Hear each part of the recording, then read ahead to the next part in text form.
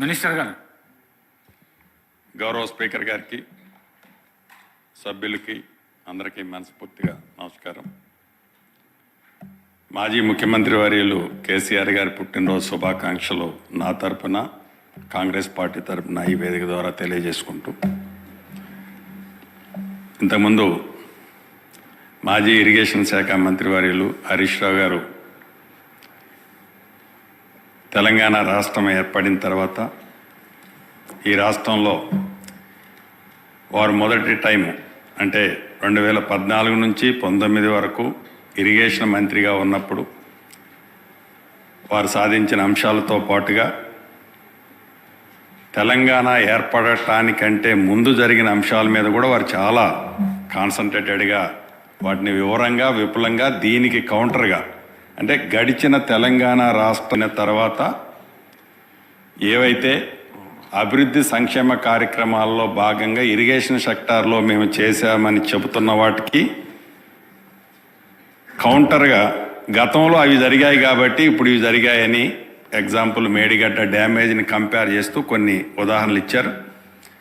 అవన్నీ జరిగాయి, ఇరిగేషన్లో అన్యాయం జరిగాయి, ఇతరత్ర అన్ని అంశాల్లో తెలంగాణకి అన్యాయం జరిగింది కాబట్టే అనేక మంది పోరాట ఫలితం తెలంగాణ రాష్ట్రం సాధించుకున్నాం. ఈ సాధించుకున్న తెలంగాణ రాష్ట్రంలో ఈ 10 సంవత్సరాలు అటు గోదావరి పరివాహక ప్రాంతాలు, గోదావరి మీద ఉన్న బ్యారేజీలు రిజర్వాయర్లు కానివ్వండి, ఇటు కృష్ణా పరివాహక ప్రాంతంలో ఉన్న బ్యారేజీలు రిజర్వాయర్లు కానివ్వండి, వీటన్నిటినీ మ్యాక్సిమం లిఫ్ట్ ద్వారానే గత ప్రభుత్వం వాటిని ఏర్పాటు చేయటం జరిగింది. ప్రధానంగా ఈనాడు అసలు ప్రధానమైన అంశం మేడిగడ్డ మీద డ్యామేజీ. మేడిగడ్డ అంటే కాళేశ్వరం అంటే ఒక్క మేడిగడ్డేనా అనేది వారు లేవనెత్తే అంశం. ఒక్క మేడిగడ్డే కాదు, కాళేశ్వరం అంటే వారు చెప్పినట్టు వందలాది కిలోమీటర్ కాలువలు, టర్నల్స్, పంప్ హౌజెస్, ఇతరత్ర రిజర్వాయర్లు ఉన్నమాట వాస్తవం. ఇందాక హరీష్ రావు గారు పెద్దలు చెప్తూ ఈ కాళేశ్వరం మీద గత ప్రభుత్వం ప్రాణహిత చేవెల్లో 14 టీఎంసీల కెపాసిటీ రిజర్వాయర్ ఉంటే ఆనాడు సిడబ్ల్యూసి ఏదైతే గైడ్ చేసిందో దానికోసం దాని ప్రకారం 40 టీఎంసీల రిజర్వాయర్లు మేము ఏర్పాటు చేశామని చెప్పారు. డెఫినెట్గా అది మంచి కార్యక్రమే. దాంతోపాటుగా ఏదైతే పాలమూరు రంగారెడ్డిలో కూడా రిజర్వాయర్లు ఏర్పాటు చేశారు. ఇక్కడ 2 చోట్ల రిజర్వాయర్లు ఏర్పాటు చేసిన వాళ్ళు సీతారామ ఉమ్మడి ఖమ్మం జిల్లాకు సంబంధించి సీతారామ ప్రాజెక్ట్ వచ్చినప్పుడు అక్కడ రిజర్వాయర్లు ఎక్కడ ఒక్క టీఎంసీ కోసం కూడా ఏర్పాటు చేయలే. మరి ఇక్కడ 2 చోట్ల చేయాలి, లేకుంటే సిడబ్ల్యూసి కమిటీ నిర్ణయించింది అని సీతారామ ప్రాజెక్టులో మిస్ అయ్యారనేది వారికి ఒకసారి ఈ వేదిక ద్వారా గుర్తు చేస్తుంది. రెండోది, గౌరవ ముఖ్యమంత్రి గారు కానీ, మా ఇరిగేషన్ శాఖ మంత్రివర్యులు కానీ, మా ఎల్ఏ మినిస్టర్ గారు కానీ, డిప్యూటీ సీఎం గారు కానీ ఏదైతే ప్రధాన ప్రతిపక్ష నాయకులు కల్వకుంట్ల చంద్రశేఖరరావు గారు సభలో ఉంటే ఎందుకు ఉండాలని కోరుకుంటుందంటే అధికార పార్టీ వారు స్టార్టింగ్ నుంచి ఎండ్ వరకు ఈ ప్రాజెక్టులన్నిటినీ శిల్పం చెక్కిందే నేను, ఈ డిజైన్స్ నా మెమరీలో ఉన్నాయని చెప్పిన వారు ఈ డ్యామేజెస్ జరిగిన తర్వాత సొల్యూషన్ కూడా వారు ఇని సొల్యూషన్ ఇస్తారనే ఉద్దేశంతో పదే అనేక మా మంత్రి గారు, ముఖ్యమంత్రి గారు ఈ వేదిక ద్వారా వారిని కోరటం జరిగింది. అయినా వారు రాలే. ఇక్కడ ప్రధానంగా మనం గమనించాల్సింది ఏదైతే ఈ కాళేశ్వరం ప్రాజెక్టు ఓపెన్ అయ్యే నాడు ఆనాటి ముఖ్యమంత్రి కల్వకుంట్ల చంద్రశేఖరరావు గారితో పాటు ఇంకిద్దరు ముఖ్యమంత్రులు హాజరయ్యారు. ఈ హాజరైన ఆ వేదిక సాక్షిగా ఆనాడు చంద్రశేఖరరావు గారు అన్న వర్డ్స్ ఏంటంటే, ఇది ఒక దేవాలయం లాంటి ప్రాజెక్టు, ప్రపంచంలోనే అద్భుతంగా కట్టిన ప్రాజెక్టు, చాలా బ్రహ్మాండంగా కట్టాము అని ఆ రోజు అన్నారు. మంచిది. ఇదే కల్వకుంట్ల చంద్రశేఖరరావు గారు 4-5 రోజుల క్రితం నల్లగొండ వెళ్ళినప్పుడు వాళ్ళకి పని బాట లేదు, బొందలగడ్డకు పోయారు అన్నారు. ఆనాడు దేవాలయమైన మేడిగడ్డ, ఈనాడు అధికార పార్టీ ఏదైతే ప్రత్యక్షంగా డ్యామేజ్ అయిన ప్రాంతాన్ని చూడటానికి ఇప్పుడు అది బొందలగడ్డ ఎలా అయిందో వారు ఒక్కసారి ఆత్మ పరిశీలన చేసుకోవాల్సిన అవసరం ఉంది. మీరు చేసిన దాన్ని, మీరు ఏదైతే తప్పు జరిగింది అది మేడిగడ్డ వల్ల జరిగింది, మీరు ఆతృతలో జరిగిందా, మీ పర్సనల్ ఇంట్రెస్ట్ ఏముంది దాంట్లో నేను బోటల్లా. అయితే ఇందాక గౌరవ ముఖ్యమంత్రి గారు చెప్పారు ఏదైతే గత ప్రభుత్వం తెలంగాణ ఏర్పడిన తర్వాత మొట్టమొదటిసారిగా ఆనాడు రిటైర్డ్ అయిన ఇంజనీర్లతో ఒక కమిటీ వేసి ఆ కమిటీ రిపోర్టుని అసెంబ్లీ సాక్షిగా తెలంగాణ ప్రజలకి పూర్తిగా వివరించారు. ఆ వివరించిన దాంట్లో భాగంగా అది అయిన తర్వాత దాని మీద ఈ 3 బ్యారేజీలకు సంబంధించింది ఆనాడు ఇంజనీర్స్ కమిటీ 3 బ్యారేజీలకు సంబంధించిన ఒక నివేదికలు అంటే ఎస్టిమేట్స్ ప్రిపేర్ చేశారు. ఇదైన కొద్ది రోజులకే ప్రగతి భవన్లో సీఎం గారి సమక్షంలో అప్పుడు హరీష్ రావు గారు మంత్రి, ఇరిగేషన్ మంత్రి గారు, అదే రకంగా ప్రశాంత్ రెడ్డి గారు, ఈ పల్లా రాజేశ్వర రెడ్డి గారు పేర్లన్నీ దీంట్లో ఉన్నాయి. ఇవి మీకు సభకి మీరు డెఫినెట్గా ఇది కూడా రికార్డులో చేయాల్సిన అవసరం ఉంది. అంటే వారి ఆతృత, ఈ మినిట్స్లో కనిపిస్తున్న ఆతృత, వారి కంగారు, ఎంత తొందరగా కట్టాలి, ఎంత తొందరగా కట్టి ఆతృతే తప్ప ఈ ప్రాజెక్టు సస్టైనబిలిటీ ఎంత ఉంటుంది అనేది డెఫినెట్గా మిస్ అయ్యారన్నది ఈ వారికి తెలియజేయదలుచుకున్నాను. దీంట్లో రెండో అంశం, ఇందాక మాజీ మంత్రి వర్యులు హరీష్ రావు గారు చెప్తూ మహారాష్ట్రకు సంబంధించిన దాంట్లో గత ప్రభుత్వం అంటే కాంగ్రెస్ ప్రభుత్వంలో లెవెల్ 152 దగ్గర రిక్వెస్ట్ ఆనాడు ఉండే. ఈ 152ని 148కి మేము వాళ్ళు 148కి ఫ్రమ్ ది బిగినింగ్ నుంచి ఇప్పుడైతే ఆనాడు ఉమ్మడి ఆంధ్రప్రదేశ్లో ప్రాణేత చేవల్ల కట్టాలి అని అన్నప్పుడు 148లో మీరు కట్టుకోండి అనేది వాళ్ళు మొదటి నుంచి చెప్తున్నారు. దాన్ని మేమేదో సాధించినా మీరు ఏమి సాధించారు అని పెద్దలు హరీష్ రావు గారు ఈ వేదిక మీద ఇందాక వారు సంబోధించారు. మనం కొత్తగా సాధించింది ఏమీ లేదు. ఆనాడు మహారాష్ట్ర ప్రభుత్వం 148 కట్టడానికి వాళ్ళే అంగీకరించారన్నది కూడా వారు గమనించాల్సిన అవసరం ఉంది. దాన్ని ప్రత్యేకంగా మీరు సాధించింది లేదు. నిజంగా ఆ రోజు కాంగ్రెస్ ప్రభుత్వం దాన్ని యాక్సెప్ట్ చేసి ఉంటే ఆ రోజే అది కంప్లీట్ అయ్యేది. 142 నాట్ 152, 138కి 148 152 148 ఈ 148 అనేది ఆ రోజే యాక్సెప్ట్ అనేది ఈ సభ ద్వారా మాజీ మంత్రి వారు గమనించాలనేది రెండో పాయింట్. మూడోది, ఏదైతే ఈ కాళేశ్వరం కానివ్వండి, ఈ కాళేశ్వరంలో 3 బ్యారేజీలు పదే మొన్న నల్గొండ సభలో కల్వకుంట్ల చంద్రశేఖరరావు గారు ఈనాటి ఉన్న ప్రభుత్వంలో ఉన్న పెద్దల దద్దమ్మలు అదే నేను ఉండుంటే నీళ్లు ఇచ్చేవాడిని, గోదావరి నీళ్లు డ్యామేజ్ అయినా కూడా గోదావరి నీళ్లు లిఫ్ట్ చేసి సస్యశ్యామలంగా నీళ్ళు ఇచ్చేవనేది ఆ వేదిక సాక్షిగా వారు చెప్పారు. వారిని ఈ వేదిక ద్వారా హరీష్ రావు గారి ద్వారా ఒకటే మీ ద్వారా చెప్తున్నాను. ఇది నవంబర్ నెలలో అంటే మీరు అధికారంలో ఉన్న 45 రోజులకు ముందే కూలిపోయింది మేడిగడ్డ ప్రాజెక్టు. 45 రోజులకు ముందు కూలిపోయిన తర్వాత ఈ 45 రోజుల్లో ఎన్ని క్యూసెక్స్, ఎన్ని టీఎంసీల వాటర్ని పంపు మీరు ఇరిగేషన్ కోసం రిజర్వాయర్లో నింపారు అనేది మీరు ఒక్కసారి ఆత్మ పరిశీలన చేసుకోండి. ఆనాడు ఆపద్ధర్మ ముఖ్యమంత్రిగా మీరే ఉన్నారు. కనీసం ఒక్క టీఎంసీ వాటర్నైనా రివర్స్ పంపించి ఈనాడు మీరు నేనున్నట్టయితే సస్యస నీరు ఇచ్చేవాడిని, రెండో పంటకు నీళ్ళు ఇచ్చేవాడిని అని చెప్తున్నారు. ఈ 45 రోజుల్లో కొత్త ప్రభుత్వం రాకముందు ఎలక్షన్ నోటిఫికేషన్ వచ్చిన తర్వాత ఆ 45 రోజుల్లో ఆ ప్రాజెక్టు కుంగిపోయి క్రాకులు ఇచ్చిన తర్వాత నీళ్లు ఉన్నాయని చెప్పిన మీరు ఎందుకు నీటిని రిజర్వాయర్లోకి మీరు పంపలేకపోయారు?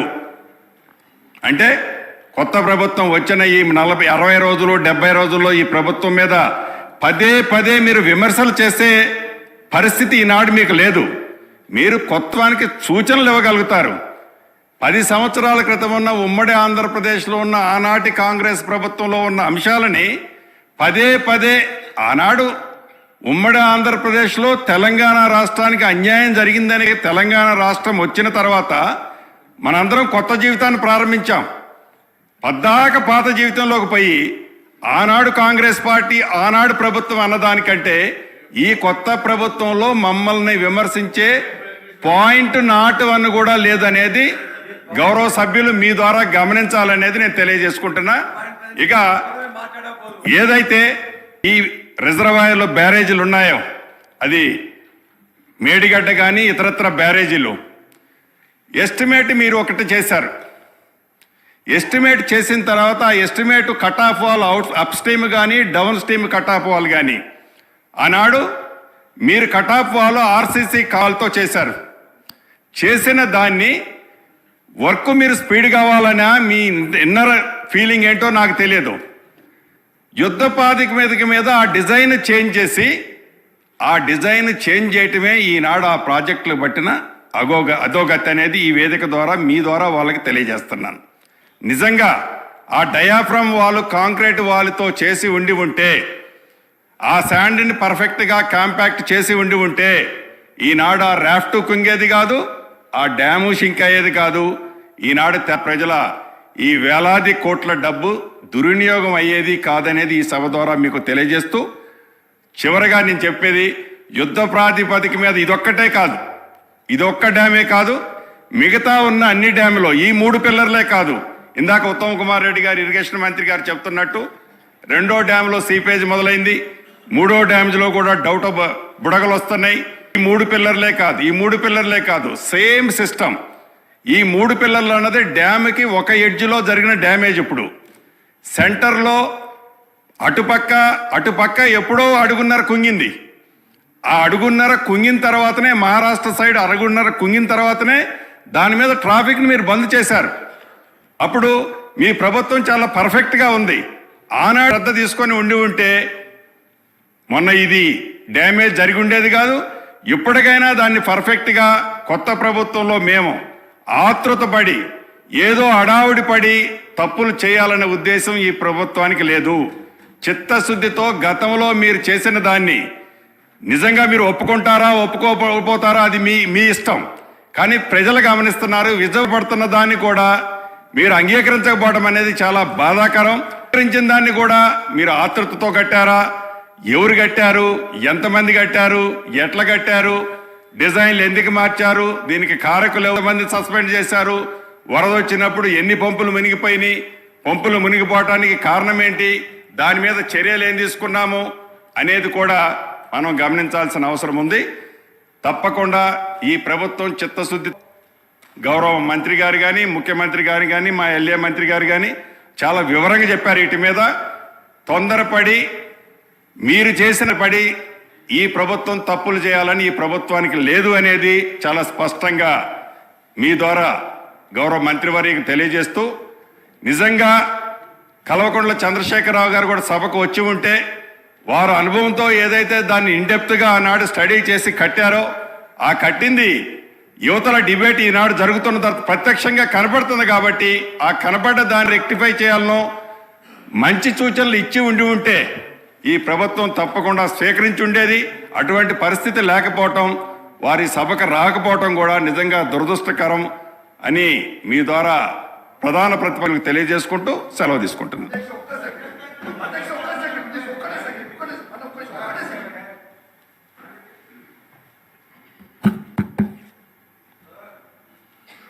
అధ్యక్ష,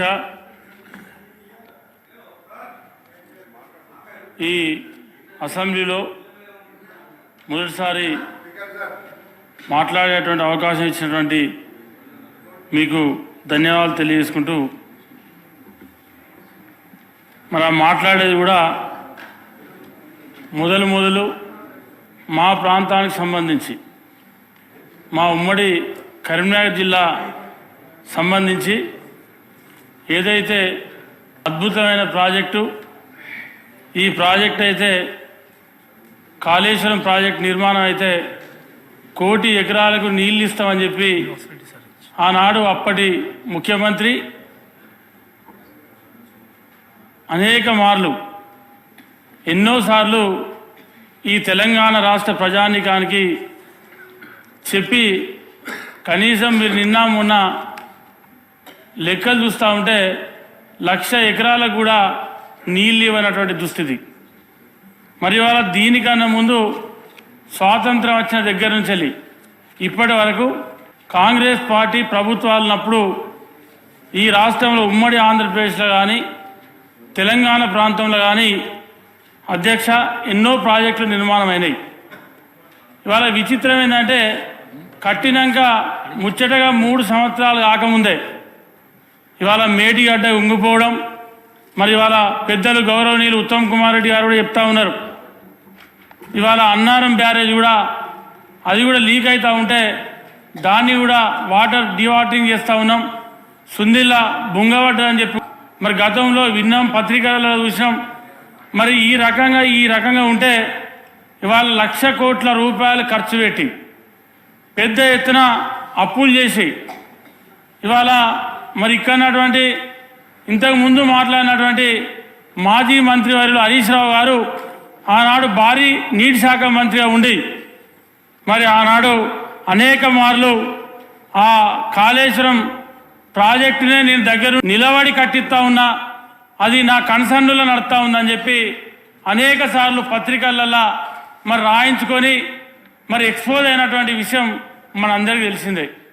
ఇవాళ మొన్న మనందరం రేవంత్ రెడ్డి గారు ముఖ్యమంత్రి గారి ఆధ్వర్యంలో మరి ఏదైతే మేడిగడ్డ ఉంగిందని చెప్పి ఆనాడు దానికన్నా ముందు రోజు మరి అన్ని పక్షాలను, అన్ని రాజకీయ పార్టీలను, ఈ శాసనసభలో ఉన్నటువంటి అందరి సభ్యులను అధ్యక్ష ఆ రోజు మరి మీ ఆధ్వర్యంలో అప్పీల్ చేయడం జరిగింది.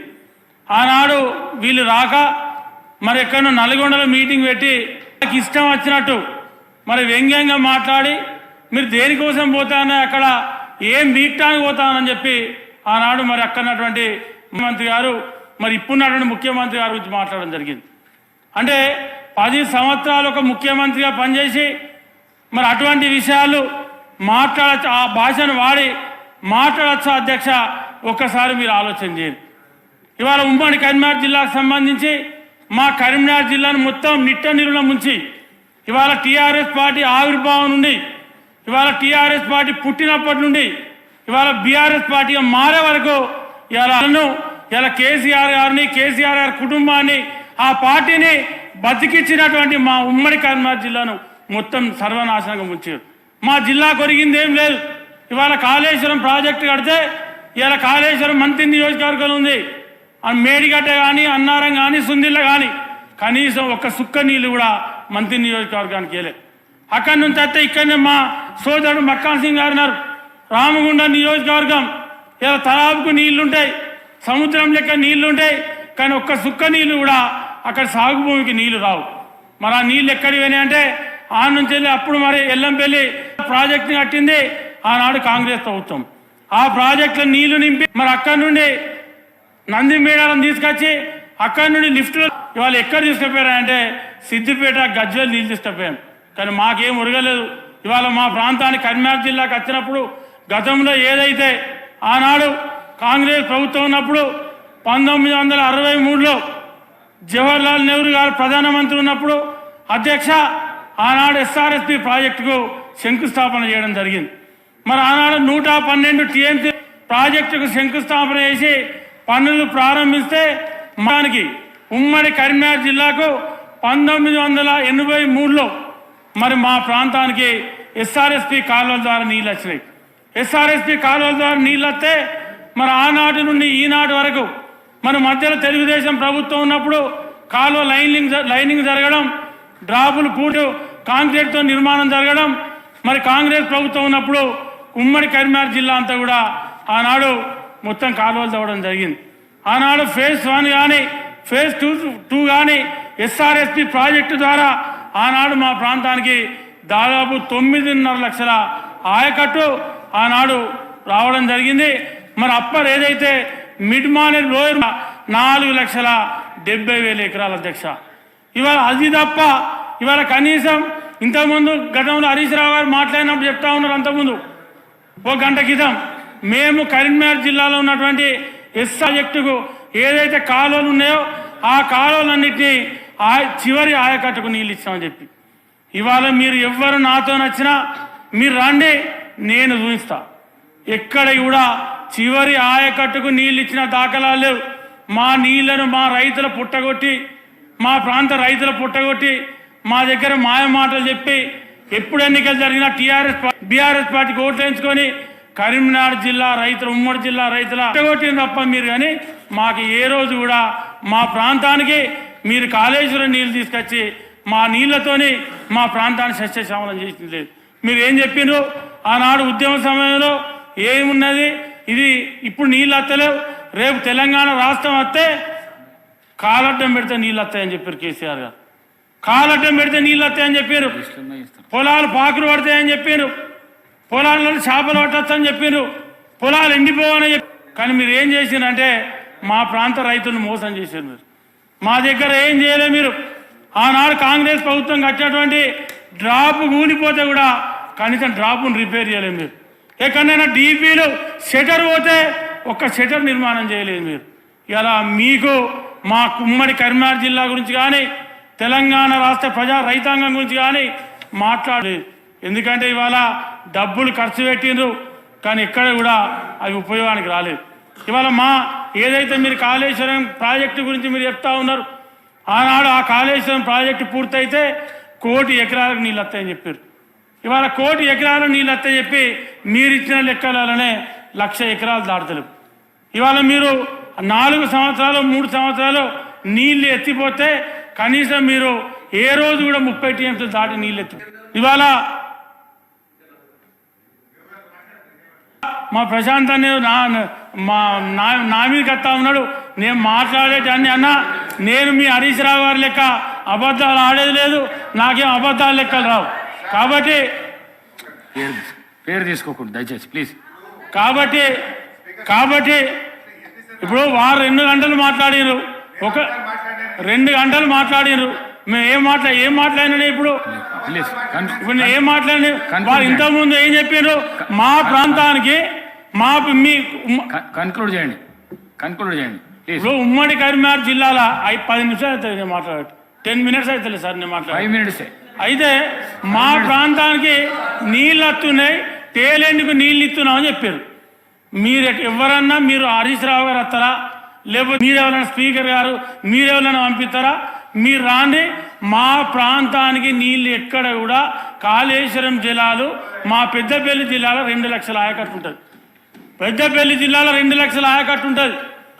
ఆయకట్టు ఉంటే ఇలా రామగుండంలో 25,000 ఎకరాలు మంత్రి 4 గ్రామాలు కలుపుకొని ఎస్ఆర్ఎస్పి పార్క్ ఉంటుంది. 1 ఎకరం కూడా కాళేశ్వరం నీళ్ళు రాలే. మా పెద్దపల్లి నియోజకవర్గానికి వచ్చి దగ్గర 1,52,000 చిల్లర ఎకరాలు ఉంటుంది. ఇవాళ చెరువులు కుంటలు కలుపుకొని 1,65,000 నుంచి 1,70,000 ఎకరాలు ఉంటాయి. ఈ రోజు వరకు మా పెద్దపల్లి కన్క్లూడ్ చేయండి. విజయరామారావు గారు చేస్తా ప్రశాంత్ రెడ్డి గారు మాట్లాడండి. ఒక్క నిమిషం సార్. గౌరవ సభ్యులు ఏదైనా చెప్తున్నారు, సరే వారి ప్రాంతానికి సాగునీరు రావాలి అనే ఆవేదన వారికి ఉండొచ్చు.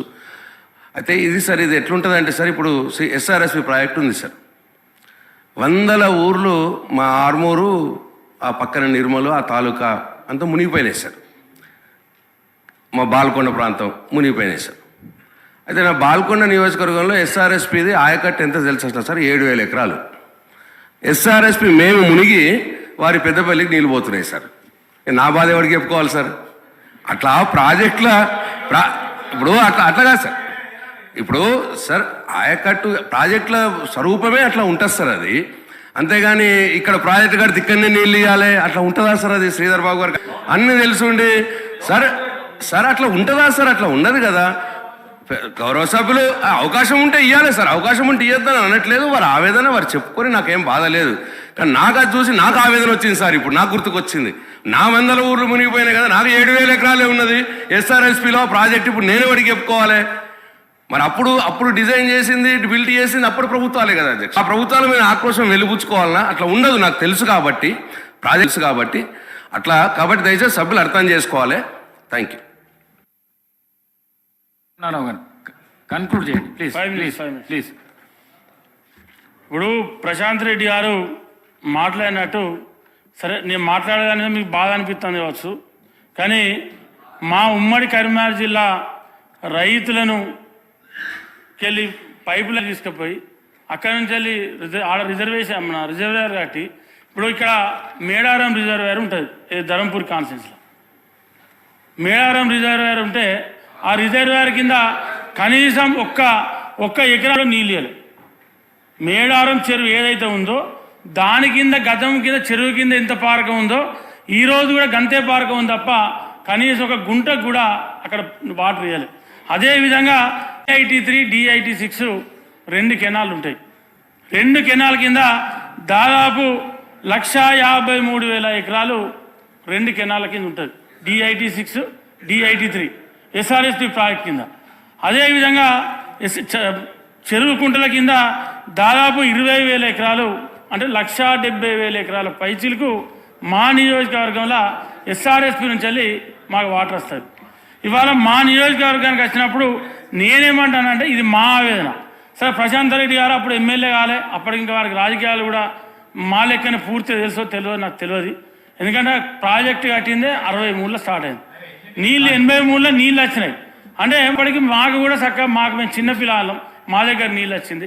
ఇలా మా ప్రాంతాల్లో నీళ్లు పోతాయి, మా నీళ్ళను మా జిల్లాకి వెళ్ళి ఎత్తుకుపోతారు, మా పెద్దపల్లి నీళ్లు పోతాయి. మీకు అధికారం ఉండి మీరు ఎక్కడ తీసుకుపోయారు నీళ్ళు? మెదకు జిల్లా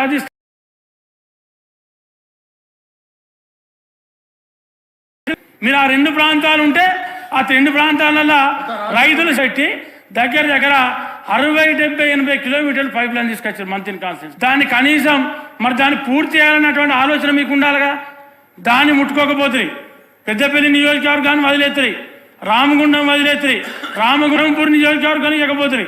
మీరు ఏడ నీళ్ళు ఇచ్చారో అది మీ విచక్షణకి.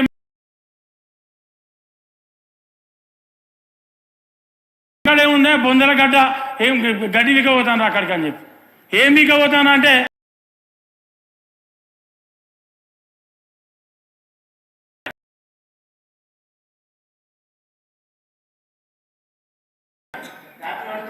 ఎలా దేనికోసం పోయి మీరు అక్కడికి? ఇప్పుడు మాట్లాడేటప్పుడు కొంచెం ఆలోచన ఉండి మాట్లాడాలి, మాట్లాడే పద్ధతి ఉండాలి మాట్లాడటానికి. ఇవాళ నోరు ఉందని చెప్పి ఏది పడుతుంది మాట్లాడితే అయిపోతుందా? అవునా? నీ ముఖ్యమంత్రి చెప్పు, మాజీ ముఖ్యమంత్రికి కేవలం నల్గొండలో మీటింగ్ అంటాడా? ఏం మాట్లాడుతాడు ఒక ముఖ్యమంత్రి పట్టుకొని? రేవంత్ రెడ్డి ముఖ్యమంత్రి పట్టుకొని ఏం మాట్లాడుతాడు చెప్పు నువ్వు? కనీసం ఇంగిత జ్ఞానం ఉండాలి నీకు, నీ ముఖ్యమంత్రికి ఇంగిత జ్ఞానం ఉండాలి.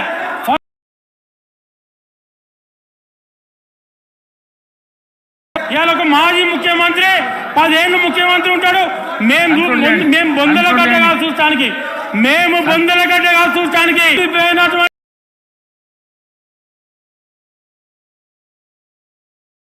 ఆధ్వర్యంలో రేవంత్ రెడ్డి గారి నాయకత్వంలో మేము దాన్ని చూసి మీరు ఏదైతే ఈ రాష్ట్ర ప్రజలను, ఈ రాష్ట్ర రైతాంగాన్ని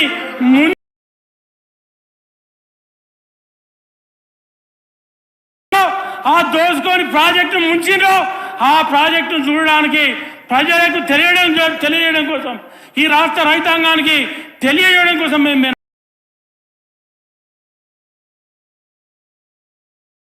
నోరుందని చెప్పి ఇవాళ ఇష్టం వచ్చాడు మాట్లాడితే ఇక్కడ చూసుకుంటా పడటానికి ఎవరు ఇక్కడ లేరు, సిద్ధంగా లేరు. మీరు ఒక్కటి మాట్లాడితే 4 మాట్లాడతాం.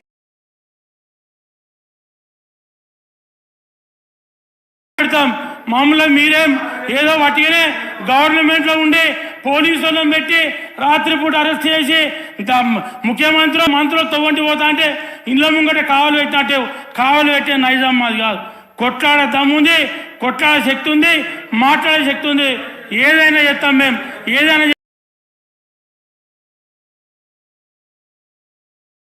మాట్లాడే అవసరం మాకు లేదని చెప్పి ఈ సందర్భంగా ఇస్తూ ఈ నాకు మాట్లాడే అవకాశం ఇచ్చినటువంటి మా పెద్దలు గౌరవనీయులు మా స్పీకర్ గారికి ప్రత్యేక ధన్యవాదాలు కృతజ్ఞతలు తెలియజేస్తూ ముగిస్తా ఉన్న చేయి. శ్రీ పాయల్ శంకర్ గారు.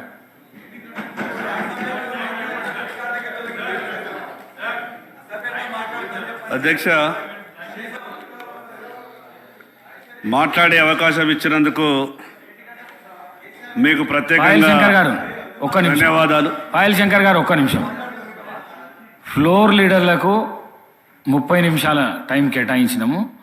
సాధారణ సభ్యులకు అందరికీ గౌరవ సభ్యులకు 5 నిమిషాలు. దయచేసి దీన్ని పాటించవలసిందిగా కోరుకుంటున్నాను. పాయల్ శంకర్ గారు. సార్ మాది సార్ మా పార్టీ సమయంగా భావించి మాకు అరగంట సమయం ఇస్తేనే చేసినట్టు అవుతారు. అంటే నన్ను సభ్యుడిగా కాకుండా పార్టీ సమయంగా భావించండి. అధ్యక్ష, ముందుగా మీకు ధన్యవాదాలు.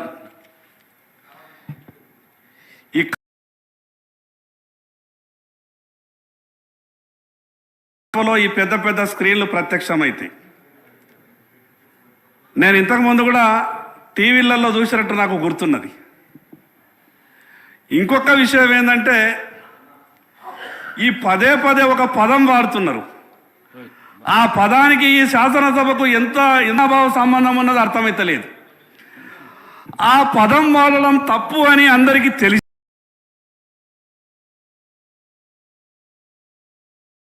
పదే పదే వాడే ప్రయత్నం చేస్తూ ఈ 2 రాజకీయ పార్టీలు ఆ పదం ద్వారానే ప్రజల దృష్టిని ఆకర్షించాలని ప్రయత్నం చేస్తున్నాయేమో. మా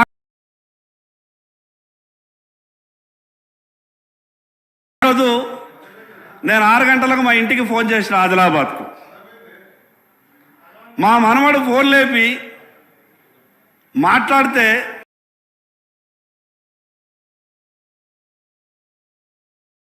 నువ్వు తొందరగా ఫోన్ పెట్టారా బాబు, ఇవాళ అసెంబ్లీలో పెద్ద పెద్ద స్క్రీన్లు పెట్టిండ్రు, బాగా అవన్నీ చూపిస్తారట, నేను కొంచెం చదువుకున్నా కొత్తగా శాసనసభకు పోయినా కాబట్టి అని అంటే ఏం పెట్టిండ్రు తాతయ్య అని వాడు అడిగిండు. ఏమో పెద్ద పెద్ద స్క్రీన్లు పెట్టిండ్రు అంటే వాడు అన్న మాటలు ఏంటంటే మీకు సినిమాలు గిన చూపిస్తారా శాసనసభలు అన్నాడు. అధ్యక్ష, గతంలో కాళేశ్వరం రిడిజన్ గురించి మాట్లాడినప్పుడు ఈనాటి మాజీ ముఖ్యమంత్రి గారు ఆ రోజు ముఖ్యమంత్రి హోదాలో ఇక్కడ నుండి ఉత్తమ్ కుమార్ రెడ్డి గారు మాట్లాడినటువంటి మాట కూడా, వారిని అన్నటువంటి మాట కూడా నాకు ఇప్పటికీ గుర్తొస్తున్నది. మరి ఎందుకు ఇటువంటి ఈ గొప్ప శాసనసభలో ఆ రకమైనటువంటి పదాలు పదే పదే వస్తున్నప్పుడు ఆ రకమైనటువంటి పదాలు వాడడం వల్ల శాసనసభకు ఉన్నటువంటి గౌరవాన్ని దిగజార్చిన వాళ్ళం అవుతామేమో అని కొత్తగా వచ్చినటువంటి సభ్యున్ని నాకు అనిపిస్తున్నది. అధ్యక్ష, టీఆర్ఎస్ ప్రభుత్వం ఆలోచన విధానం చూస్తే కూడా గతంలో కాంగ్రెస్ ప్రభుత్వం ఆలోచన విధానాన్ని చూస్తే గతంలో టీఆర్ఎస్ పార్టీ తప్పులు చేసిందని లేదా వాళ్ళు ఏమైనా పాపాలు చేసిందని మీరేదో ఈ రాష్ట్రాన్ని గొప్పగా పరిపాలిస్తారని మీ చేతిలో రాష్ట్రాన్ని పెట్టిండ్రు. మీ చేతిలో రాష్ట్రాన్ని పెట్టిన తర్వాత ఏం జరగాల? రాబో 5 సంవత్సరాలలో ఈ రాష్ట్రంలో ఎంత గొప్ప కార్యక్రమాలు చేస్తారో చర్చ జరగాల. లేదు పాత విషయాలు కూడా రావాలా. ఎందుకంటే టీఆర్ఎస్ పార్టీ చేసినటువంటి తప్పులు ఉన్నాయి. అంత పెద్ద లక్షల కోట్ల రూపాయల అప్పులు తీసుకొచ్చి 1 రూపాయి కూడా పనికి రాకుండా అంత పెద్ద కాళేశ్వరంలో జరిగినటువంటి తప్పు మీద తప్పకుండా చర్చ జరగాల్సిందే. కానీ ఇప్పటి వరకు ఈ కొత్తగా వచ్చిన ప్రభుత్వం ఏం చేయబోతున్నదన్న విషయాన్ని మాత్రం ఎక్కడా స్పష్టం చేయలేకపోతా ఉన్నది. అధ్యక్ష, మేము అనుకున్నాం ఆంధ్రప్రదేశ్ రాష్ట్రం ఉన్నప్పుడే మా అటువంటి ఆదిలాబాద్కు అన్యాయం జరిగింది, తెలంగాణ రాష్ట్రం వచ్చిన తర్వాత మాకు న్యాయం జరుగుతుందని గొప్పగా ఆశపడ్డాం. మా జిల్లాలో ఏకైక ప్రాజెక్టు సార్ 10 సంవత్సరాలలో మొదలైంది కోటా చెనాక అనే ప్రాజెక్టు. గౌరవ హరీష్ రావు గారికి చాలా తెలుసు ఆ విషయం మీద. ఆ కోటా చెనాక అనే ప్రాజెక్టు 2014-15లో పరిపాలన అనుమతులు ఇచ్చిండ్రు 1300 కోట్ల రూపాయలతోని. ఇది 2023. 14-15లో పరిపాలన అనుమతులు ఇచ్చిన తర్వాత 2017లో ఆదిలాబాద్లో 50,000 ఎకరాలకు సాగునీరు అందిస్తాం. గత ఆంధ్ర పాలకులతో పరిపాలన వల్ల ఆదిలాబాద్కు అన్యాయం జరిగి మేము వచ్చినాం, కుర్చీ మీద కూర్చున్నాం, మా పరిపాలన చూడుండ్రి అని టీఆర్ఎస్ పార్టీ వాళ్ళంటే మేము బాగా సంతోషపడ్డాం సార్. కానీ ఏం జరిగింది సార్? 2023-24 వరకు కూడా సగం పనులు మాత్రమే పూర్తయినాయి. 1300 కోట్లతో ప్రారంభించినటువంటి కోటా చెనాక ప్రాజెక్టు ఈరోజు 2000 కోట్ల రూపాయలు కావాలా. కానీ ఇంకా 2019లో సార్ ల్యాండ్ ఎక్వేషన్కు డబ్బులు కావాలని ఆదిలాబాద్ నుంచి అధికారులు హైదరాబాద్ ఉన్నటువంటి వీళ్ళకు ఉత్తరాలు రాస్తే ల్యాండ్ ఎక్వేషన్కు 2019 నుండి చిల్లి గవ్వ కూడా రాలేదు. మరి అదే కాళేశ్వరం ప్రాజెక్టులో కాంట్రాక్టర్ల దృష్టి అంతా కూడా కాళేశ్వరం ప్రాజెక్టు కాయమైంది, అధికారుల దృష్టి అంతా కూడా కాళేశ్వరం ప్రాజెక్టుకే పోయింది. మిగతా వాళ్ళప్పుడు ఏమంటుండే, ఈ రాష్ట్రంలో ఎక్కడ పనులు చేసినా బిల్లులు రావు, కాళేశ్వరంలో పని చేస్తే మాత్రం బిల్లులు వారం రోజులు వస్తాయి అంటుండే. మరి ఎందుకు అంత గొప్ప ప్రేమ ముట్టింది? మరి అంత గొప్పగా మీ మొత్తం నిధులన్నీ కూడా నీళ్ళలా కాళేశ్వరంలో పారించిండ్రు, లక్షల కోట్ల రూపాయలు ఖర్చు పెట్టిండ్రు. కానీ ఎక్కడా కూడా నిన్న సంబంధిత అధికారులు మీడియా ముందు వీళ్ళేం చెప్తారు, లక్షల ఎకరాల సాగు చేసినామని చెప్తారు. అధికారులు ఏం చెప్తున్నారు, 1,00,000 కోట్ల రూపాయలు ఖర్చు పెట్టి కేవలం 1,00,000 ఎకరాలు మాత్రమే సాగైందని చెప్తారు. అధ్యక్ష, ఇప్పటి వరకు వీళ్ళు మాట్లాడుకుంటే మేమేమనుకున్నామంటే అధికార పక్షం ప్రధాన ప్రతిపక్షం కాబట్టి కొంత సమయం ఎక్కువించుకుంటారో మాట్లాడుకుంటారో అనుకుంటున్నాం. ఏ కాళేశ్వరం ప్రాజెక్ట్ అయితే కుంగిపోయిందని మొదలుగా తెలిసినటువంటి భారతీయ జనతా పార్టీ మేము అక్కడికి మేడిగడ్డ దగ్గరికి వెళ్ళి కుంగిన విషయాన్ని మా రాష్ట్ర అధ్యక్షుడు ప్రత్యక్షంగా చూసి వెంటనే కేంద్ర ప్రభుత్వానికి నేషనల్ డ్యామ్ సేఫ్టీ అథారిటీ వాళ్ళకు ఉత్తరం రాస్తే 48 గంటల లోపల నేషనల్ డ్యామ్ సేఫ్టీ అథారిటీకి సంబంధించినటువంటి అధికారులంతా వచ్చిర్రు. అక్కడ ఉన్నటువంటి మేడిగడ్డనంతా కూడా పరిశీలించిర్రు.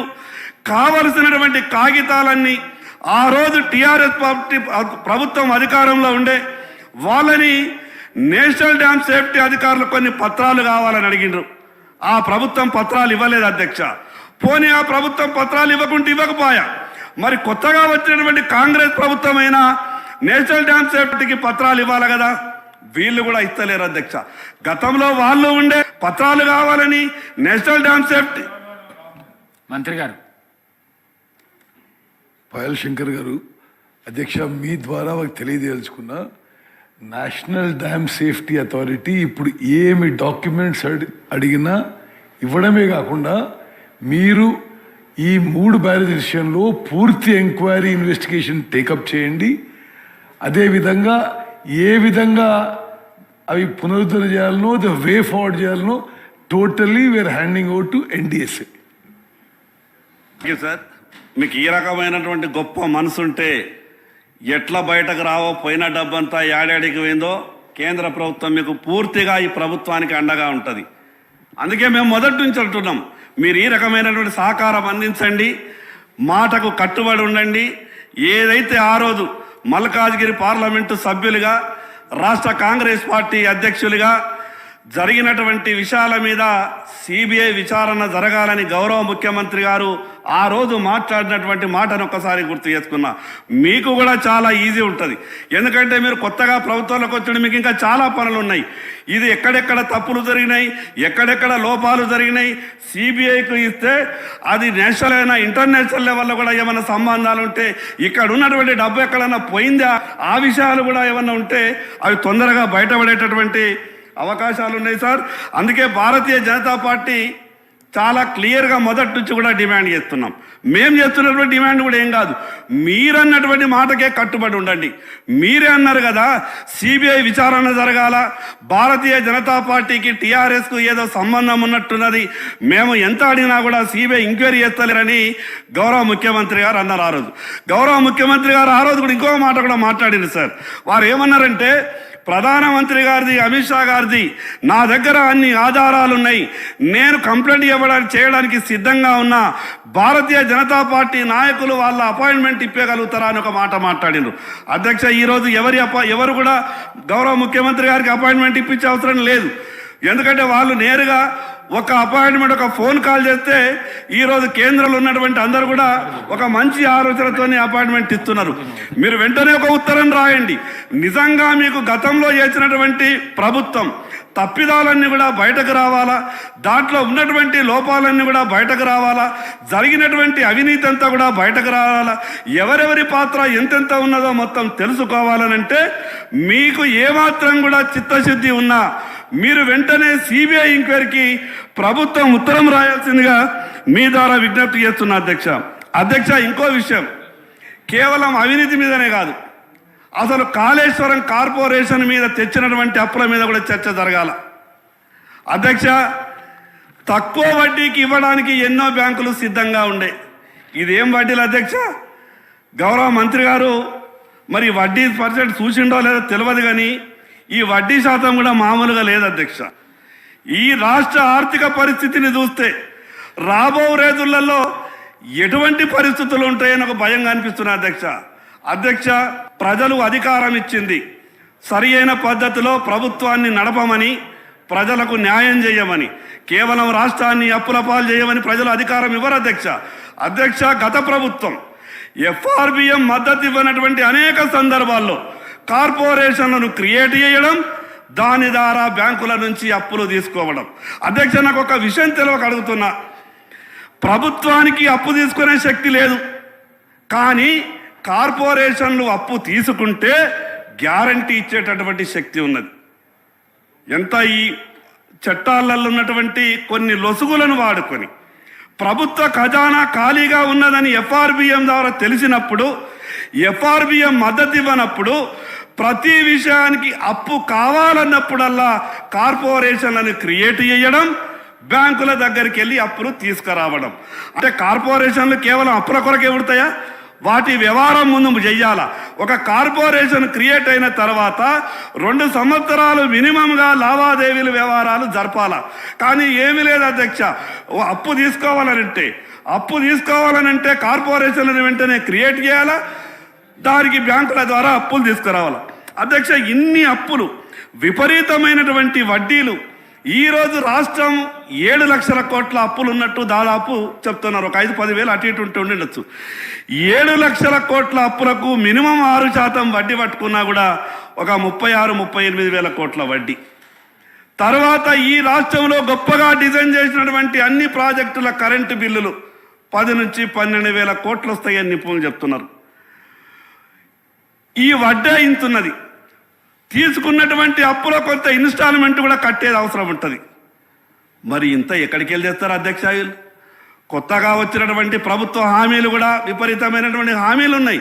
నేను కొత్తగా వచ్చిన ప్రభుత్వం తప్పు పట్టాలనో విమర్శించాలనో ఈ మాటలు మాట్లాడతలేను, కానీ రాష్ట్ర ప్రజలను కాంగ్రెస్ ప్రభుత్వం కూడా వాస్తవాలు చెప్పే ప్రయత్నం చెయ్యండి. ఎక్కువ రోజులు మీరు ఇట్లు విషయాన్ని గుంజుకుంటూ పోలేరు. ఈ రాష్ట్ర ఆర్థిక పరిస్థితి మీద ఎప్పుడు ఒకసారి మీరు చెప్పాల్సిన అవసరం వస్తుంది. రాష్ట్ర రాజకీయాలలో కూడా కొంత మార్పు రావాల్సినటువంటి అవసరం వస్తుంది అధ్యక్ష. అధికారంలోకి రావడానికి అనేక రాజకీయ పార్టీలు అమలుకు సాధ్యం కానటువంటి హామీలు ఇస్తున్నాయి. ఖచ్చితంగా ఈ సభలో అటువంటి విషయం మీద చర్చ జరగాల. ఒకసారి గెలిస్తే చాలు, తర్వాత సంగతి తర్వాత అనే పరిస్థితులు వస్తున్నాయి. మరి ఈ రకంగా ప్రతి ఒక్కరు కూడా ఇదే వ్యవహారం చేసుకుంటూ పోతే ఈ రాష్ట్రాన్ని కాపాడే వ్యక్తులు ఎవరు? కేవలం 5 సంవత్సరాలు అధికారంలో ఉండడానికి, ఒకసారి గెలవడానికి మా నోటికి వచ్చినట్టు ఏమన్నా మాట్లాడతాం. గత పాలకులు అమలు చేసినరా, మేము అమలు చేయకుంటే ఏమవుతుందనే ధోరణి ఏదైతే ఉన్నదో దాంట్లో ఖచ్చితంగా మార్పు రావాలా అధ్యక్ష. మార్పు ఇక్కడి నుండే మొదలు కావాలి. ఈ మార్పు ఇక్కడి నుండే మొదలు కావాలా. గతంలో టీఆర్ఎస్ పార్టీ చేసినటువంటి తప్పులను కాంగ్రెస్ పార్టీకి కూడా తెలుసు. మరి ఆ విధమైనటువంటి తప్పును కాంగ్రెస్ పార్టీ కూడా పదే చేస్తూ పోతే ప్రభుత్వాన్ని నడపడం కష్టమవుతుంది అధ్యక్ష. ఈ రాష్ట్రం నడుస్తున్నది ఒకటే నిమిషం అన్నా ఈ రాష్ట్రం నడుస్తున్నది దేని మీద అధ్యక్ష? ప్రజల ఆరోగ్యం చెడిపోతున్నటువంటి ఏదైతే మత్తు పానీయాలు అమ్మితే నడిచే పరిస్థితి ఉన్నది అధ్యక్ష. రేపు రాష్ట్రంలో ఉద్యమం వస్తే రాష్ట్ర ఆర్థిక పరిస్థితి పూరా అతలుతున్నది. అదేవిధంగా అధ్యక్ష ఇంకా దేని మీద నడుస్తున్నది? మిగతా రాష్ట్రాలలో పెట్రోల్ డీజిల్ ధరలన్నీ కూడా తగ్గినాయి. పెట్రోల్ డీజిల్ ధరలని తగ్గాలని లేదా భవిష్యత్తులో అవి కూడా జిఎస్టీలకు పోతే రాష్ట్రం జీతాలు కాదు కదా 6 నెలలకు ఒకసారి కూడా జీతాలు ఇచ్చేటటువంటి పరిస్థితి ఉన్నది. అధ్యక్ష, వాస్తవాలు చర్చకు రావాలా. కేవలం రాజకీయ విమర్శలు చేసి ఒక రాజకీయ పార్టీని ఇంకో రాజకీయ పార్టీని తిట్టుకోవడానికే ఇది వేదిక చేసుకొని ఈ ట్రిక్స్తోనే రాజకీయాలు చేస్తూ సభలో ఇటువంటి వ్యవహారం జరిగితే తెలంగాణ రాష్ట్ర భవిష్యత్తు ఎప్పటికీ బాగుపడది. తెలంగాణ రాష్ట్రం వచ్చిన తర్వాత కూడా వాస్తవాలు సభలో చర్చ జరగాల. నేను ఒకటే విషయం ప్రభుత్వానికి విజ్ఞప్తి చేస్తున్న అధ్యక్ష, ప్రభుత్వం చాలా గొప్పగా చెప్పింది కాబట్టి మా అటువంటి ఆదిలాబాద్ జిల్లాకు గౌరవ ఇరిగేషన్ మంత్రి గారు సభలో ఉన్నారు కాబట్టి నాకు ఖచ్చితంగా కొంత నాకు మద్దతు ఇచ్చే విధంగా నా మాటకు ఊరటనిచ్చే విధంగా జవాబు రావాలని కోరుకుంటున్నా. అధ్యక్ష, ఈ ఏకైక ప్రాజెక్టు సార్, దాని మీద జిల్లాలో ఉన్నటువంటి ఆ ఏకైక ప్రాజెక్టు చూడడానికి స్మితా సబర్వాల్ గారు 2 సార్లు హెలికాప్టర్ పట్టుకొని వచ్చారు. హెలికాప్టర్ తిరిగినప్పుడల్లా మాకు అనిపిస్తుండే అయిపోతుందేమో, 2 నెలల నిధులు వస్తాయేమో. దాని తర్వాత సోమేష్ కుమార్ గారు హెలికాప్టర్ పట్టుకొని వస్తుండే, ఇంకా ఆశపడుతుండే. చీఫ్ సెక్రటరీ గారు వచ్చినంటే ఇంకేం కావాలా, అయిపోతుందేమో అనుకుంటుండే. మళ్ళీ 3వసారి ఈ నీళ్లకు సంబంధించిన నిపుణులు వస్తుండే, ఎవరు వచ్చినా హెలికాప్టర్ దిగలే అధ్యక్ష. మాకేమనిపించిందంటే ఆదిలాబాద్ నుంచి హైదరాబాద్కు 3.5 గంటలు తోవ కారులో, కానీ అధికారులంతా హెలికాప్టర్లను వచ్చారు. ఆ అన్నిసార్లు వచ్చినటువంటి ఆ ప్రాజెక్టు గిన ఇస్తే ల్యాండ్ ఎక్వేషన్కు ఒక 25% డబ్బులు గిన ముట్టిపోతుండేనేమో. అన్నిసార్లు హెలికాప్టర్ తిరిగింది, కుర్చేసుకు 2017లోనే నీళ్ళు ఇస్తామన్నారు. 2024 అయింది, చుక్క నీరు రాలేదు అధ్యక్ష. ఇంకొక విషయం చెప్తా అధ్యక్ష, ఆ ప్రాజెక్టు సంవత్సరానికి 60 కోట్ల రూపాయల కరెంటు బిల్లు కట్టాలి. ఇది సాధ్యమవుతుంది అధ్యక్ష? 60 కోట్ల రూపాయల కరెంటు బిల్లు కట్టాల. కోట్ల రూపాయలు ఖర్చు పెట్టి అక్కడ సోలార్ ప్లాంట్ ఏర్పాటు చేస్తే ఆ ప్రాజెక్టుకు సరిపడ కరెంటు ఉత్పత్తే కాకుండా ఇంకో 100 కోట్ల రూపాయలు మెయింటెనెన్స్ కూడా ఆ ప్రాజెక్టుకు వస్తుండే. అటువంటి ఆలోచన చేయలేదు అధ్యక్ష. ఈరోజు అక్కడ ఉన్నటువంటి ఆ కోర్టాచనాక అనే ప్రాజెక్టు ఈరోజు సగమే ఆగిపోయింది. మరి కొత్తగా వచ్చే ప్రభుత్వం దాన్ని పూర్తి చేయాలని కమిట్మెంట్ ఇవ్వాలి కదా. మాకు కావాల్సినవి 1000 కోట్లయితే పెట్టింది బడ్జెట్లో బహుశా 200 కోట్లే అనుకుంటా. నేను గౌరవ మంత్రివర్యులకు నా ఆదిలాబాద్ ప్రజల తరపున 2 చేతులు జోడించి విజ్ఞప్తి చేస్తున్నా, మీరు టీఆర్ఎస్ పార్టీ వాళ్ళ తిరగాకుండా. ఎందుకంటే జలయజ్ఞంలో మొదలుపెట్టినటువంటి ప్రాజెక్టులను టీఆర్ఎస్ పార్టీలు ముట్టుకోలేదు, చాలా తెలివిపరులు. వాళ్ళు చేసిన పనొస్తాయి అనుకున్నారో ఏమో కానీ ఆ ప్రాజెక్టులకాయ వాళ్ళు కన్నెత్తి చూడలేదు. మరి మీరు కూడా టీఆర్ఎస్ పార్టీ మొదలుపెట్టినటువంటి టీఆర్ఎస్ ప్రభుత్వం మొదలుపెట్టేటువంటి మధ్యలో ఉన్నటువంటి ప్రాజెక్టులను గిన వాళ్ళు ఆలోచించినట్టే మీరు కూడా ఆలోచించి వాటిని కంప్లీట్ చేస్తే మా పరిస్థితి ఏంటిది? ఎందుకంటే మీకు ఒక రాష్ట్రమే కాదు, మీరు కూడా దేశాన్ని చూసుకోవాల్సి వస్తుంది. కాబట్టి ఉన్నటువంటి 2 రాష్ట్రాలలోనే అదొక పరిస్థితి ఉన్నది దేశంలో మొత్తం కింద. వాళ్ళు కనీసం రాష్ట్రంలో కింద మీద చేసుకుంటుండే. మీకున్న పరిస్థితి ఏంటంటే మీరు దేశంలో కూడా చూసుకోబడుతుంది. మీకున్న ఇబ్బంది దాన్ని మేము అర్థం చేసుకోగలుగుతాం. అందుకే అధ్యక్ష, ఈ ప్రభుత్వానికి ఏమాత్రం చిత్తశుద్ధి ఉన్నా ఒక ఉత్తరం ఈ ప్రభుత్వం తరపున కాళేశ్వరం మీద జరిగినటువంటి అవినీతినంతా కూడా సిబిఐ విచారణతోనే, సిబిఐ విచారిస్తేనే కానీ వాస్తవాలు బయటపడతాయి. కాబట్టి ప్రభుత్వం అదేవిధంగా గౌరవ ముఖ్యమంత్రి గారు మాట నిలుపుకొని గతంలో అన్నటువంటి మాటకు కట్టుబడి సిబిఐ విచారణ చేయించాల్సిందిగా జనతా పార్టీ తరపున డిమాండ్ చేస్తా ఉన్నాం. గౌరవ ఇరిగేషన్ మంత్రివర్యులకు మరొక్కసారి విజ్ఞప్తి చేస్తున్నా, తక్కువ డబ్బుతో పూర్తయ్యేటటువంటి మా ఆదిలాబాద్ కోటా చెనాక ప్రాజెక్టుకు నిధులు విడుదల చేసి మాకు న్యాయం చేయాల్సిందిగా విజ్ఞప్తి చేస్తూ నాకు ఈ సమయం ఇచ్చినందుకు మీకు ప్రత్యేకంగా ధన్యవాదాలు తెలియజేస్తున్నా సార్. శ్రీ అక్బరుద్దీన్ ఓవైసీ గారు.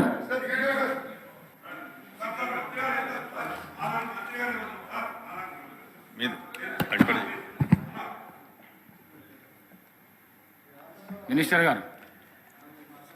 సరే, బీజేపీ సభ్యులు పాయల్ శంకర్ గారి విషయం తప్పనిసరిగా మీరు ఈ ఇరిగేషన్ ప్రాజెక్ట్స్ విషయంలో నేను ప్రత్యేకంగా సమావేశం ఏర్పాటు చేస్తే మీరు కూడా రండి, అధికారులతో కూర్చొని విల్ సరే అనిల్ జాదవ్ నువ్వు కూడా రా. అంటే ఆదిలాబాద్ ఉమ్మడి ఆదిలాబాద్ జిల్లా ఎమ్మెల్యేలు అందరినీ పిలిచి ఆదిలాబాద్ జిల్లా ఇరిగేషన్ ప్రాజెక్ట్స్ని ట్యూస్డే కానీ ఒకరోజు ముందు చెప్పి నేను రివ్యూ మీటింగ్ పెట్టి ఏమి చేయగలిగితే తప్పనిసరిగా చేస్తాను మనవి చేస్తూ, అదేవిధంగా మీరు స్పీకర్ సార్ మీ ద్వారా శాసనసభ సభ్యులందరికీ నేను మనవి చేస్తున్నా, వారి హై కాస్ట్ లోన్స్ గురించి ప్రస్తావించారు.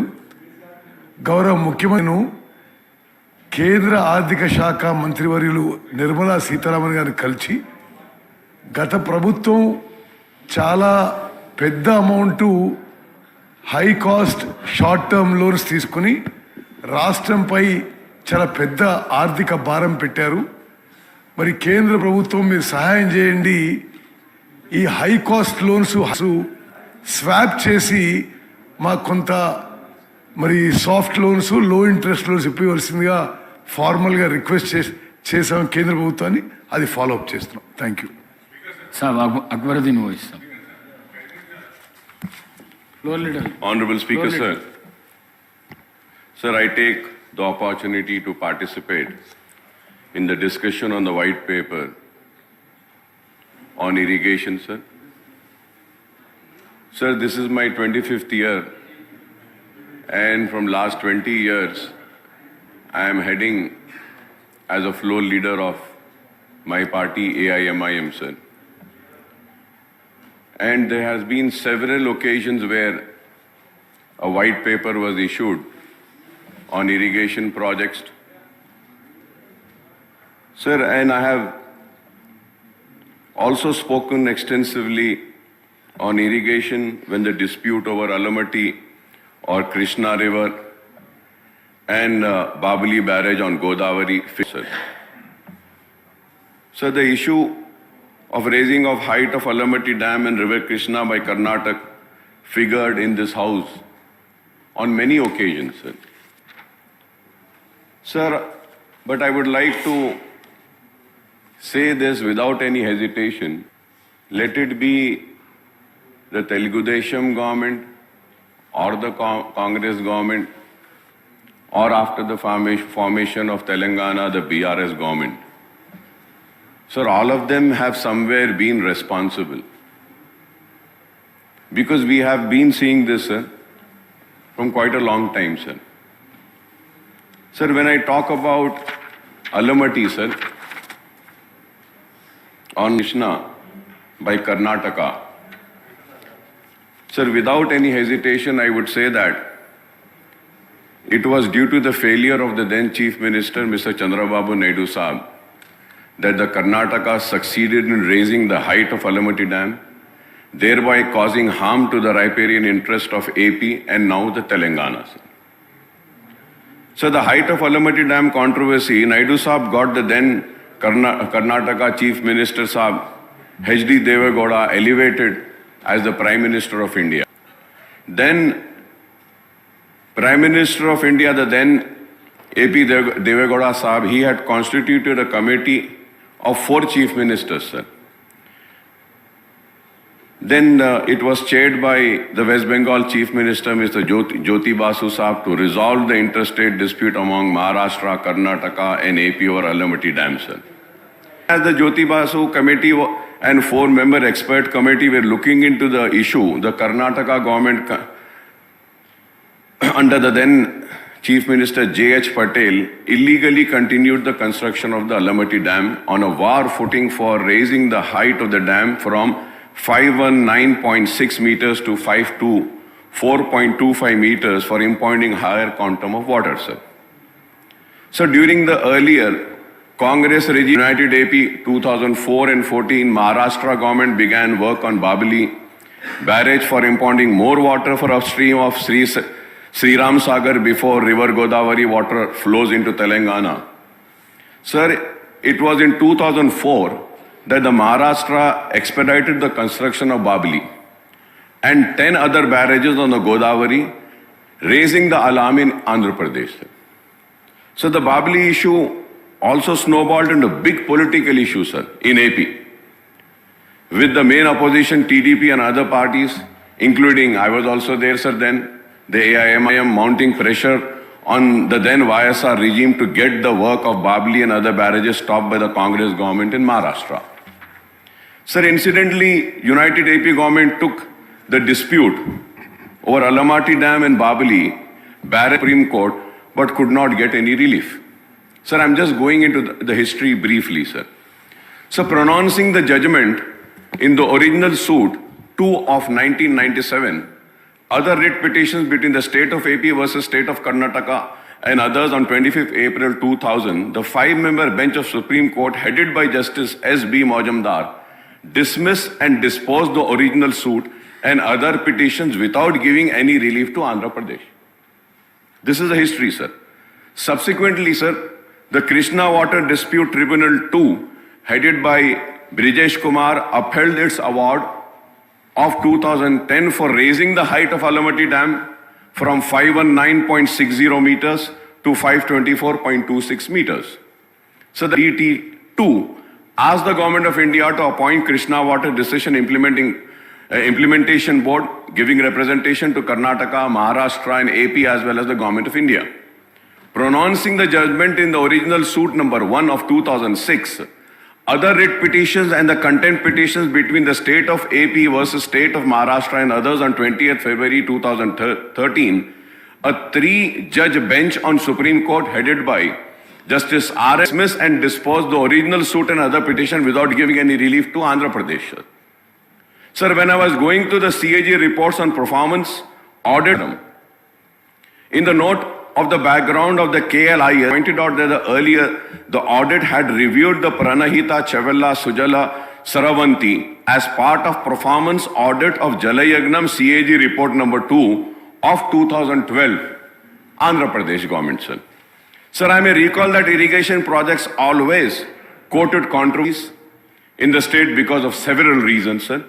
Some of the projects were taken up on the assured water, that is the quantum of water for river allocation of the states, and some others were taken up on so-called surplus water.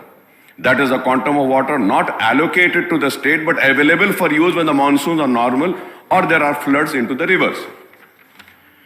So some of the projects were completed within the stipulated time frame. Some other projects were delayed for years and decades despite the best efforts of the successive governments to complete them. They were taken up without the mandatory clearance from the Central Water Committee, Water Resource, Jal Shakti, Ministry for Environment and Forest and other authorities, sir. Some other projects, the clearance were obtained while they were being constructed. Time and cost overrun have been the common feature of the most of the irrigation projects taken up in United Andhra Pradesh and thereafter in Telangana state also, sir. Sir, when the Jalayaganam program was launched in 2004 by the Congress government headed by Dr. Y.S. Rajshekar Reddy, the main opposition TDP mounted a barrage of criticism, sir, and even termed it as the Dhanaya for milking the contracts and the contractors. This was said, sir, then. Sir, after the formation of Telangana state, the TRS government redesigned the Pranahita Chevella project as Kaleshwaram lift irrigation scheme, several new projects and also expedited the work for the completion of some ongoing projects which are delayed for many years, sir. And this, none can deny this. So the Jalayagnam program was taken up for construction of reservoirs and lift irrigation schemes on Godavari river so as to create 97.46 lakh acres of new Ayakat and stabilize the existing Ayakat to 22.53 lakh acres. Jalayagnam program was proposed to provide drinking water to 2.22 crore people in 6,310 villages, utilizing 0.14 lakh TMC to generate 2,700 megawatt of hydel power also, sir. The program comprised 86 projects with a cost of 86 lakhs crores. A dozen of these projects taken a period of 2004 and 5 with approval cost of 2,139 crores were brought under Jalayaganam to expedite their completion, sir. Also 74 new projects were sanctioned between 2004 and 5 and 2008 and 9 with an approved cost of 1,83,470 crores. Sir, I repeat, sir, Sir, new projects were sanctioned between 2004 and 5 and 2008 and 9 with approved cost of 1,83,470, sir. Sir, I may also recall some observation of the CAG report on Jalayagnam with regard to B.R. Ambedkar, Pranahita, Chevella, Sujala, Saravanti, sir. The Pranahita Chevella projects envisaged to create irrigation potential of 16.4 lakh acres in 7 Telangana by utilizing 160 TMC from Pranahita and 20 TMC from Godavari, sir. The project cost was fixed for rupees 17,875 crores in May 2007, but it further enhanced to more than 115% to rupees 1,500 crores within a year and a half, that is December 2008, sir. 2008, sir. Sir, it is the same Pranahita Chevella project that was designed and renamed as Kaleshwaram Lift Irrigation Scheme by the previous BRS. And once again, the CAG has exposed the irregularity and lapses in the execution of Kaleshwaram project, sir. Now coming to the issue highlighted in the white paper, sir, I would like to speak on few of them, Honorable Speaker, sir. Sir, I may point out that Honorable Irrigation Minister Janab Uttam Kumar Reddy Saab has presented in this House on the projects and issues of Krishna River on 12th of February 2024. He also made a presentation on report on Medigadda Kaleshwaram project on the barrage site on 13th February when the legislators were taken there on field visit. Most of the issues relating to the projects on Godavari has been discussed at length in these two presentations.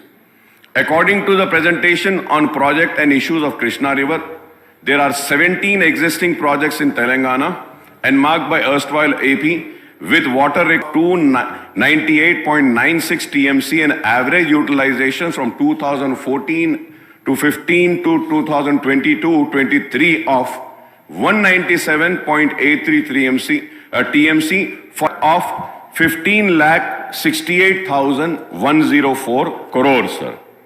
The 5 ongoing projects of Telangana state with water utilization of 225.4 TMC and contemplated Ayakut of 25,64,500. In addition, there are 7 contemplated projects with planned utilization of 206.5 TMC and planned Ayakut of 23,07,983 acres. So there are total 29 irrigation projects completed, ongoing and proposed on Krishna River in Telangana state with water requirement of 731 TMC of Ayakut for 64,40,587 acres. The total allocation for United AP is, now it is very important, sir. The total allocation for United AP is 811 TMC as per KWDT award, and the requirement for Telangana for existing, ongoing and contemplated project is 731 TMC. I don't know how and from where we will get the required quantum of 731 TMC for all the 29 projects on River Krishna in Telangana, sir. Sir, you have only Honorable Irrigation Minister Saab, only in his presentation he has said that कि पूना के लिए जो allocation है 800 change बोले आप, और तेलंगाना के ये प्रोजेक्ट्स के लिए इतना पानी 731 होना है, तो ये कहां से आएगा? This needs to be replied, sir. Sir, Telangana state is not able to get its due share of Krishna waters ever since formation from the year 2014, sir. In fact, in construction of Alamatti and Upper Krishna project in Karnataka in mid-90s, the inflows into it were considerably reduced year after year. So who's responsible for this, sir? So I would say that the people who failed to protect the interest of the then AP are the ones who are responsible, sir. कि हमारा पानी हमको मिल ही नहीं रहा है, चाहे वो उस वक्त के आंध्र प्रदेश की कांग्रेस की हुकूमत हो या उस वक्त आंध्र प्रदेश की तेलुगु देशम की हुकूमत हो, ये लोग उस वक्त नाकाम होने की वजह से आज तेलंगाना को पानी के लिए तरसना पड़ रहा है, पानी नहीं। और यही एक वजह थी जिसके लिए कि तेलंगाना की आवाम ने अलहदा रियासत का मुतालबा किया और तेलंगाना की जिद्दोजहद की और हासिल किया। Sir, in fact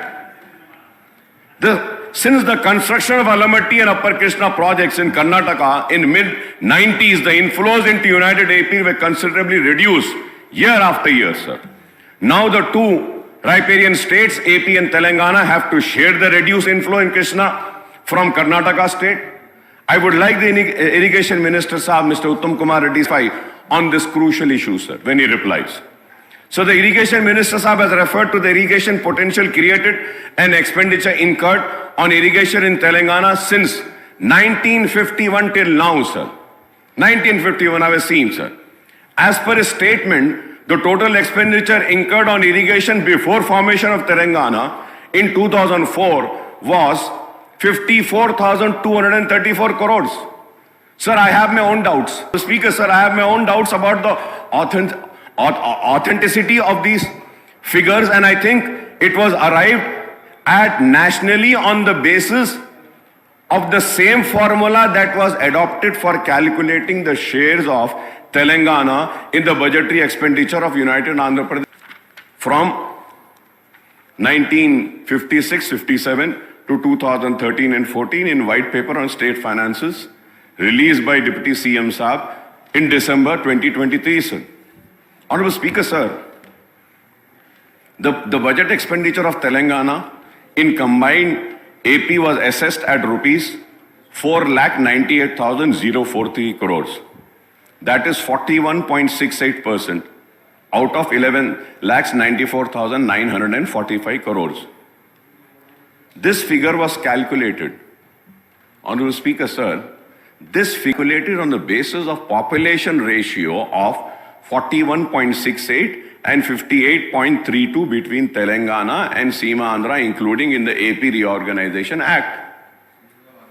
Sir, the estimate of expenditure shown for Telangana do not correspond to the actual budgetary expenditure on the region AP and cannot be reckoned as factual, sir. It cannot be, sir. It cannot be, sir. सिर्फ आप एक ratio ले लिए उस हिसाब से बोल दिए इतना हो गया, no. This is clearly an unseriousness, sir. Sir, the officials and the people responsible should have been given the responsibility of taking out the actuals, sir. Actuals. They have failed, sir.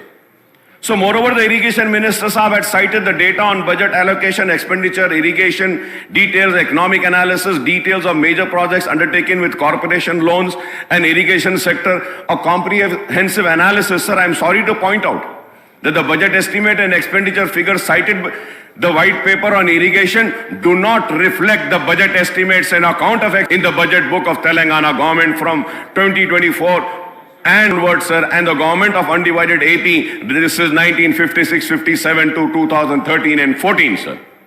So leaving aside what was the budgeted and spent on irrigation in United Andhra Pradesh, sir, including Telangana region up to 2014, the budget estimates for irrigation in Telangana states for 2015 to 2023-24 white paper is rupees 1,33,791.52 crores.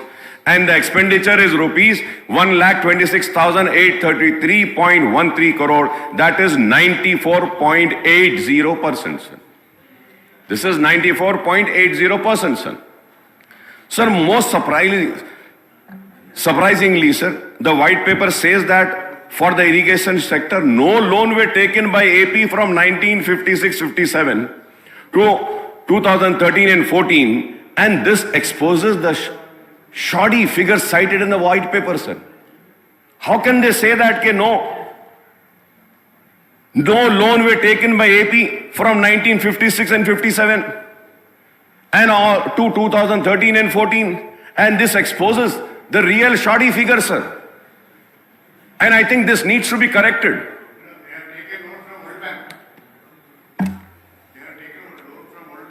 But they haven't mentioned here. They are supposed to mention it. I'm coming to that point, sir, what you're saying. I'm coming to that also. Sir, as the white paper, the expenditure on irrigation is rupees 54,234 crores out of the total budgetary expenditure 4,98,053 crores in the region. That is only 11%, which also appears unrealistic. This also needs to be corrected. How can it be, sir? I repeat once again. As the white paper figures, the expenditure on irrigation in Telangana is rupees 54,234 crores out of the total budgetary expenditure of 4,98,053 crores in the region. That is only 11%, which also appears unrealistic. So going further ahead, sir, similarly, the loan figures for irrigation in Telangana state, rupees 84,090 crores, do not match the actual loan amounts provided in the state budget account, and more so when the state is said to have taken zero loans in the 3 financial year, that is 2014 and 15, 15 and 16, and 23 and 24, sir. आपका देख लीजिए sir, उसमें है आपके उसमें 3 years, sir. Speaker, sir, about these borrowings, I want to clarify one thing. This issue of off-budget borrowings did not exist earlier, prior to 2014, and also probably not in the first 2-3 years of the new government coming in the new state. It's only after that, under the name of Kaleshwaram Corporation, under the name of Telangana Water Resources Development Corporation, 2 new corporations were formed exclusively for irrigation, and they were borrowings against both these corporations, which, if I remember right, the total figure of both the corporation comes to 84,000 crores. That is how this reflection is there. In the combined state, there was no such procedure. There was no procedure of a separate corporation to borrow for irrigation only. So this is the difference about borrowing for irrigation. And the central government is not, earlier central government was not taking this under the FRBM limit. Somewhere after 2014, after a few years, when they found that many states in India, like Andhra Pradesh and Telangana, were forming SPVs for corporations for irrigation and borrowing indiscriminately, then they brought this also under FRBM. That is the background of it, and after you finish, I'll give you a detailed reply.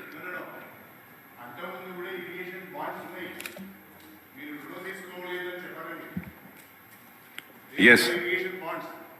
Irrigation bonds ki special corporate setup ki, there is a difference. No. Irrigation bonds are raised by the government.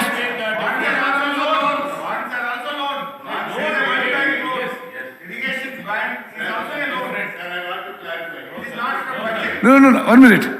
See, irrigation bonds may have been floated by the then government for the purpose of irrigation.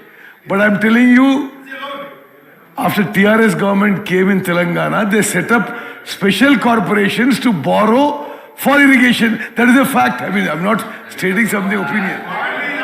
Akbar Sahab.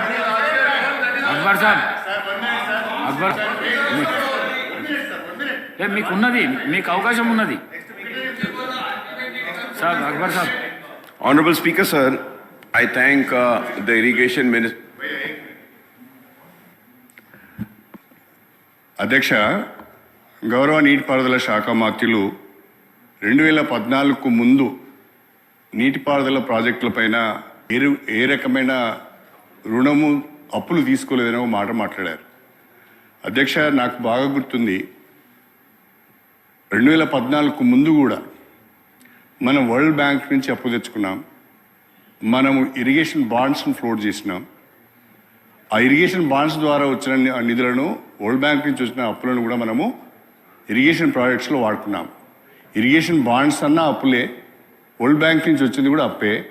కాబట్టి ఇదే తీసుకోలేదని అనడము ఇది సభను తప్పుదో పట్టించినట్టుగా భావించవలసి వస్తుంది. అక్బర్ సాబ్, ఐఎమ్ సారీ, ఇంత సీనియర్ మెంబర్ మీరు you're making basic mistakes. Irrigation bonds are World Bank is borrowed by the government of Andhra Pradesh or state government. One minute. This is a corporation. The corporation borrows and the government gives a guarantee. The structure is different in both. And also,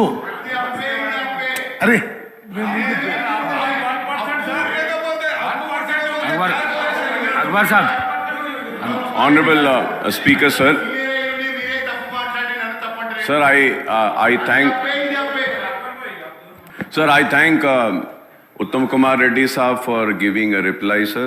And I also thank Kadiyam Srihari Saab for once again replying. So I don't want to go into the detail. The only thing I would say that, sir, he's right in his place. He's also right, sir. But at the same time, bonds existed then. World Bank loan also existed then. Now, after the formation, what Irrigation Minister Saab says that corporations were formed and took the loan, that is also right. This also cannot be denied, that also cannot be denied. Sir, going further ahead, sir. Yeah, it is. No doubt, sir.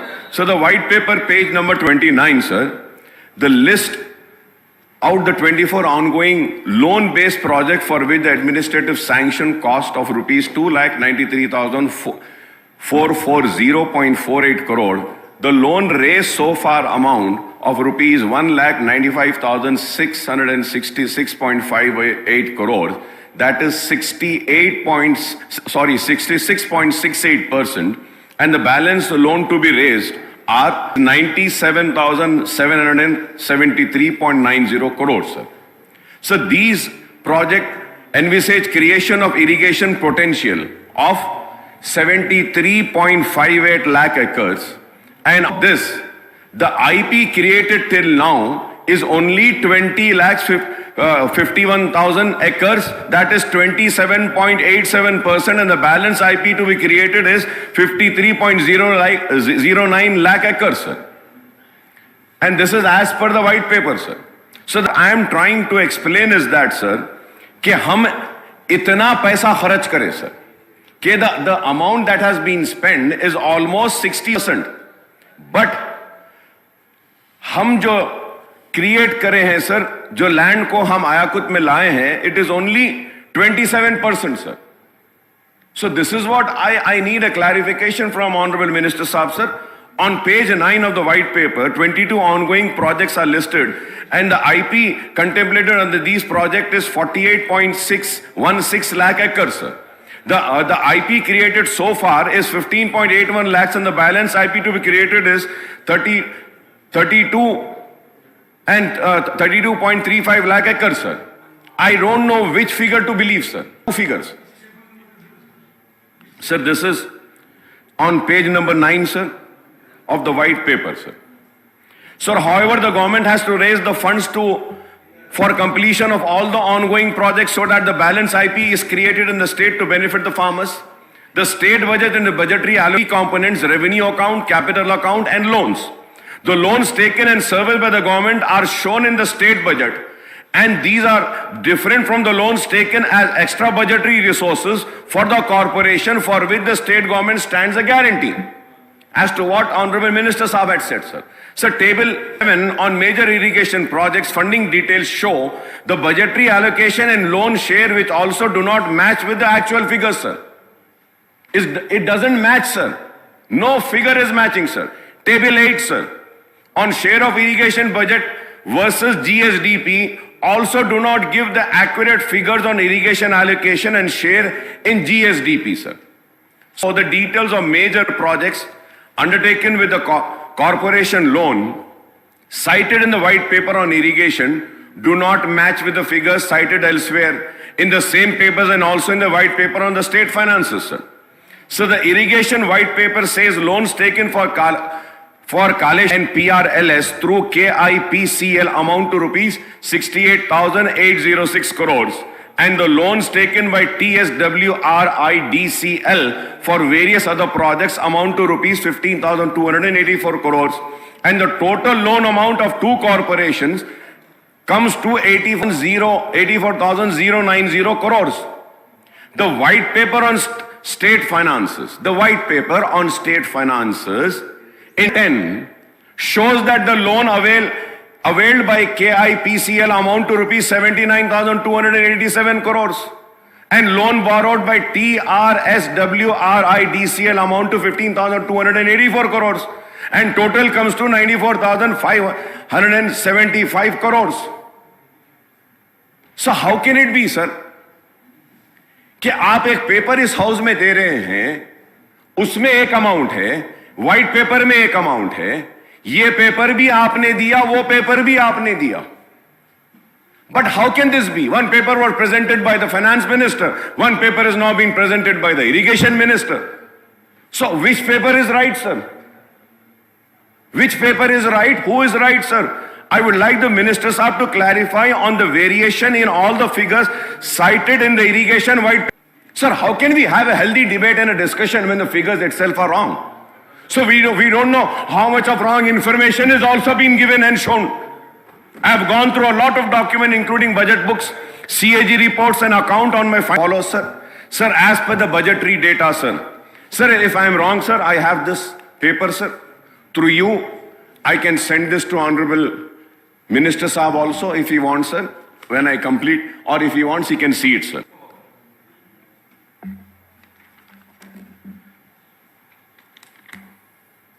Sir, I have gone through a lot of documents including budget books, CAG reports and accounts, and my findings are as follows, sir. Sir, as per budgetary data since the formation of Andhra Pradesh state in 1953 and Andhra Pradesh in 1956, the total expenditure on irrigation and command area development sector between 1951 and 52 to 1998 and 99 aggregated to rupees 8,773.78 crores. However, there is a big jump on budgetary expenditure on irrigation and the CAD from the year 99-2000 onwards. The TDP government spent 13,009.51 crores during 5-year periods, that is from 99-2000 to 2003 and 4. They had spent 13,079.51. The successor Congress government spent 1,41,882.35 crores in 10 years period, that is 2004 and 5 to 2013 and 14 in United Andhra Pradesh. The total expenditure on irrigation in United AP from 1951-52 to 2013 and 14 comes to 1,63,735.64 crore, and this includes the expenditure capital and loan accounts also. Subsequently, sir, after the formation of Telangana state, the BRS government spent 1,41,041.32 crores in 10 years period, that is from 2014 and 15 to 2023-24, including budget estimate of rupees 26,868.91 crores in the year 2023 and 2024 year, I mean.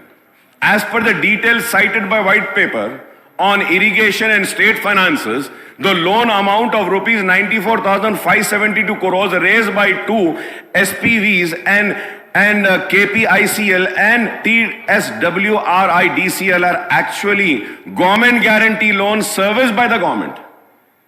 Right. This means that these loans do not form a part of state budget allocation for irrigation department and are actually extra budgetary resources raised by the concerned corporations. If we, now, it is very important, sir, if we add these loans raised by the two corporations to the budgetary expenditure of irrigation by Telangana government in the last 10 years, the total figure comes to 2,35,613.32 crore. This is budgetary expenditure of rupees 1,41,041.32 crores and loan amount of 94,572. Sir, so I would request Irrigation Minister Sahab, Mr. Uttam Kumar Reddy Sahab and Deputy CM Sahab Bhatti Vikrama Sahab to clarify on all issues regarding the allocations and loans for the state irrigation sector. This is very important, sir. It has not been shown properly and corrected. Sir, the irrigation projects include the project that were completed, ongoing projects and proposed projects. Most of the ongoing are the ones which were sanctioned in United AP, and some of these remain ongoing for 4 decades or even more. SLBCs in case in point as going on since 1980s, sir. So talking about Krishna Basin projects, the white paper points out that the paper says that the previous Telangana government agreed for allocation of 299 TMC of water and 512 TMC to AP from Krishna without considering the state needs. The white paper, page number 5, that based on Krishna Basin catchment area in Telangana, the state is entitled to get 68.5% of water. That is 555 TMC out of total allocation of 811 TMC for the 2 states. Here I may once again recall that in the representation on Krishna waters in the house earlier, sir, in the presentation which was made in this house, sir, the irrigation minister Saab had stated for the 29 completed ongoing contemplated projects on Krishna in the state of Telangana needs 731 TMC. 731. I would request the irrigation minister Saab to enlighten on this, as the 555 TMC being sought by the Congress government will not be sufficient for all these 29 projects in Telangana. Am I right or wrong? Sir, I am thankful that the irrigation minister Saab had recalled the contribution of Nizam in the overall development of the erstwhile Hyderabad state, especially in implementing several important irrigation projects across Telangana, including Nizam Sagar, Upper Manar, Usman Sagar, Himayat Sagar, Pocharam, Sadarmat, Sarvana, Kadam, Fatehnagar, Vaira, etc. Sir. I may say that Ali Sagar was also built in Nizamabad district, and it is incidentally the name of the noted engineer Nawab Ali Nawaz Jung in the Nizam era, sir. So the Sadarmat and Ghanpur project constructed in Nizam era were strong enough for the 100 years and provided water to the Ayakat. There are many issues which have been highlighted by the white paper, and I was listening to the elaborate presentation of the irrigation minister Saab, Mohtaram Uttam Kumar Reddy Saab, and the debate that followed, in which former irrigation minister Rao Saab also spoke. Sir, before I conclude, I would like to raise a few issues and seek answers from the government, sir.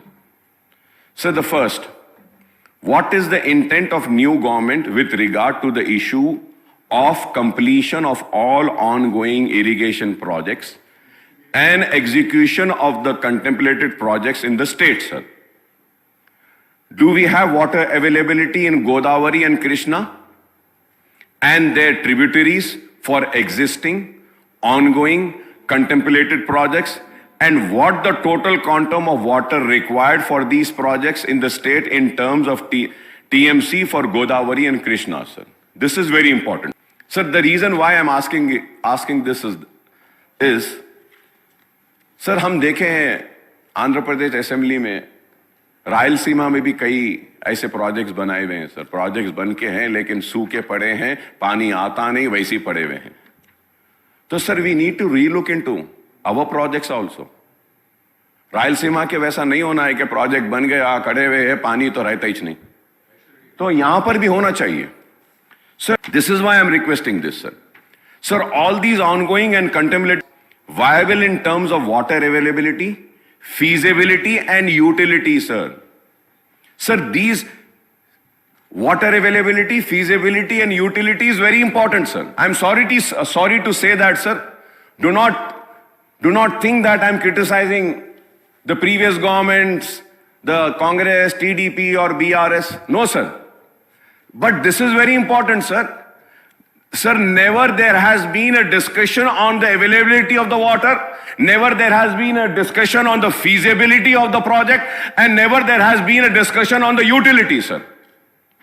पानी कहां से आएगा, पानी उठाने के लिए power कहां से आएगा, और वो पावर पे कितना खर्च होगा, पावर होने के बाद में फ्री पंप से पावर होगा, और उसके बाद कितनी जमीन सी, इस पर किसी ने गौर नहीं किया. And then the viability of a project should also be discussed. Unfortunately, sir, never there has been any discussion on the viability of a project, sir. I'm sorry to say, sir. And please excuse me, I'm not using this term for anyone, but I feel that ye irrigation projects have become an ATM. Have become an ATM. पहले के लिए और आने वालों के लिए या फिर इसके लिए 20 बरस से sir I am discussing on this ATM project sir, irrigation ATM projects. आवाम को कितना फायदा होता है नहीं मालूम sir. Sir it is estimated sir, most of the irrigation projects are lift irrigation project which needs power for the lifting of the water for supply. The CAG report on Kaleshwaram and white paper points out that if all pumps in the project are used, more electricity will be required than the requirement of the entire state for the day, sir. Sir, when I say, sir, few members might say that कि अकबर साहब आप 20 साल से हैं, आप क्या करें? Sir, I have these proceedings, sir. I have these proceedings of the House, sir. Sir, I have been saying this right from the time. Yes. From the year 2000, sir, I have, sir. 2016 में भी last. I told the same thing, sir. कि power कितना आएगा, कैसा आएगा. Sir, if I am wrong, I may be corrected, sir. Sir, it is estimated that the power bill for lifting water under Kaleshwaram project will be 10,000 crores, sir. Am I right or wrong? Yeah, you have to reply to me, sir. Sir, it is estimated the power bill for lifting water under Kaleshwaram projects would be 10,000, and what will be the quantum of power required for all lift irrigation projects in the state, sir? Honorable reply, sir, on this. Sir, also, do we had installed capacity in the power sector for lifting the water from all the lift irrigation projects simultaneously? This also needs to be replied, sir.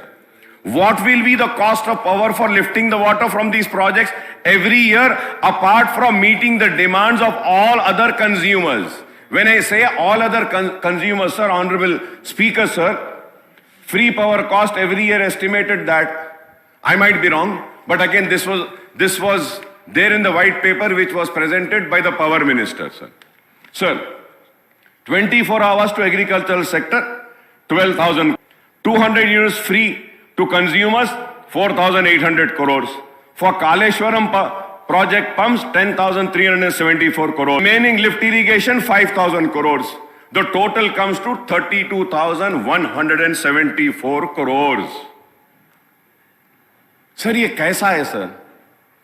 This is why I am requesting and demanding that a viability study needs to be conducted on each and every project, sir.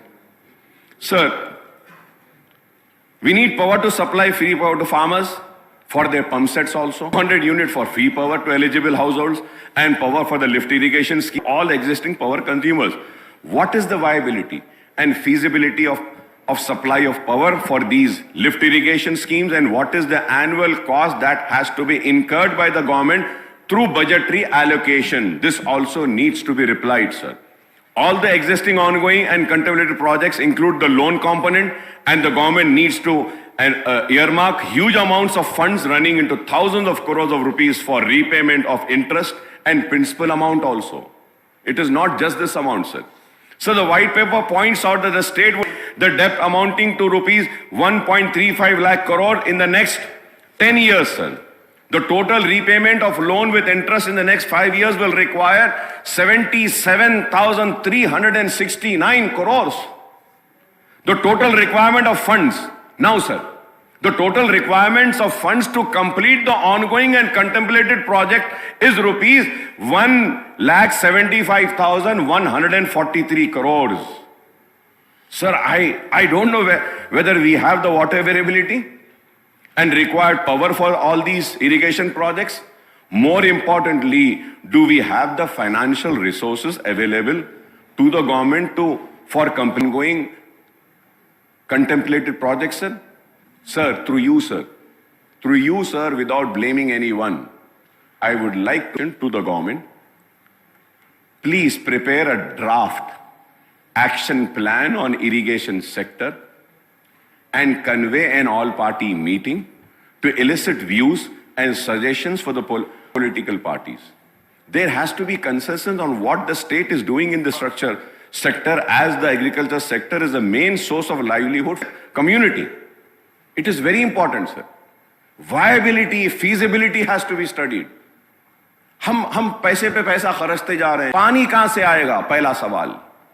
अगर पानी आ गया तो वो पानी को lift करने के लिए पावर कहां से आएगा? अगर पावर भी आ गया तो फ्री पंप पे फिर क्या? फिर उसके बाद क्या is it I mean, as in any business, an investor looks into the investment and also the returns after the investment. What are the returns, sir? What are the returns? It is very unfortunate, sir. कह रहा हूं कि with a very heavy heart I am talking today, sir. Very heavy heart. कि पैसा किस तरीके से जा रहा है, चाहे वो हो या कोई और हो, बस खाली खर्चते हैं प्रोजेक्ट्स पे। अरे फायदा कितना हो रहा है, किसान को कितनी मदद हो रही है, स्टेट कितना प्रॉस्पर हो रहा है। स्टेट की प्रॉस्पेरिटी को किसी को फिक्र नहीं है, अपनी अपनी प्रॉस्पेरिटी के ऊपर तवज्जो दी जा रही है। एटीएम मशीन की तरह पैसा निकल रहा है और लोग खुशहाल हो रहे हैं। रियासत में हमारी खुशहाली नहीं दिखाई देती है। Sir, I would request the government to take all steps to ensure that Kaleshwaram project is restored to safety before the monsoon, sir. Sir, regarding the financialities and technical flaws and lapses in the Kaleshwaram project, the government is free to order whatever type of inquiry and investigation it wants. Harish Rao Saab also has said, sir. But sir, Honorable Speaker, sir, I would like to remind that the irrigation department, engineers, officials, are not the ones responsible for whatever has happened, and they should not be made, sir, scapegoats for the financial irregularities and technical flaws in the Kaleshwaram project, sir. ऐसा ही होता है कि बड़े बड़े लोगों के झगड़े में एक गरीब पीछे में आ जाता है। ये बड़ों के झगड़ों में गरीब को ना पीसे, गरीब सजा दें। और आपने जो मुझे मौका दिया है, इसके लिए मैं आपका शुक्रिया अदा करता हूं स्पीकर साहब, और उम्मीद करता हूं कि हुकूमत की जानिब से जो सवालात मैंने उठाए हैं उसका मुझे मौसर जवाब मिलेगा। I thank you very much for giving me this opportunity, sir. Shri Rajagopal Reddy गाరు. I'll just finish whatever I have. Sir, Minister gaరు. Speaker, sir, on the issues raised by Mr. Akbaruddin OAC, the first is I'd like to, yes, the government will organize an all-party meeting to discuss irrigation projects. We have no issues on that. I'll myself call for it very soon. Second, about the water allocation, what I'd like to submit is existing projects.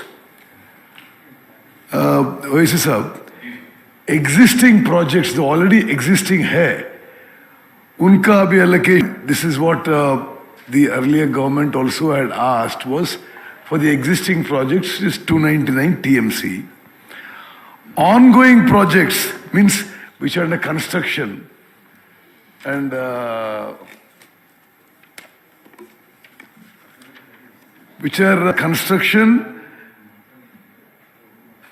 for that the water required is 225 TMC. This is Krishna waters. What I was mentioning, Krishna waters. Contemplated projects, there is no work on the ground and no money expended so far. This is like a proposal in one's mind. There is no such thing on the ground as yet. Now, about water allocation,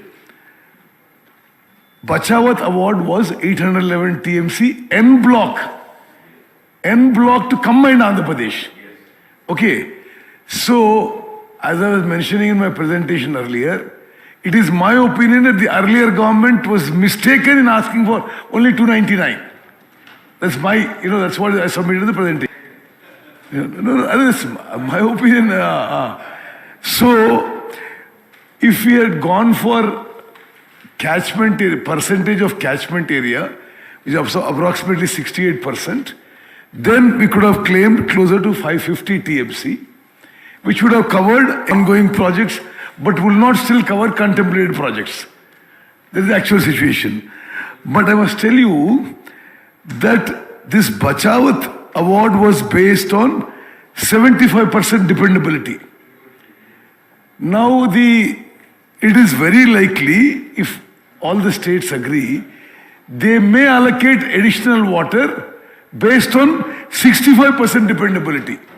In that case, could also get another 194 TMC. That was a rough calculation, water availability.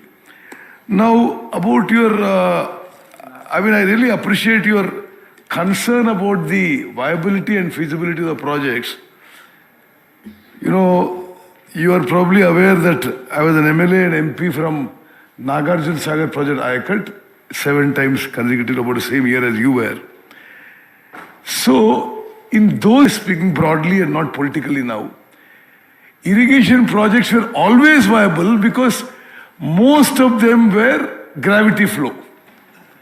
Most of the irrigation projects all over the country or all over the world.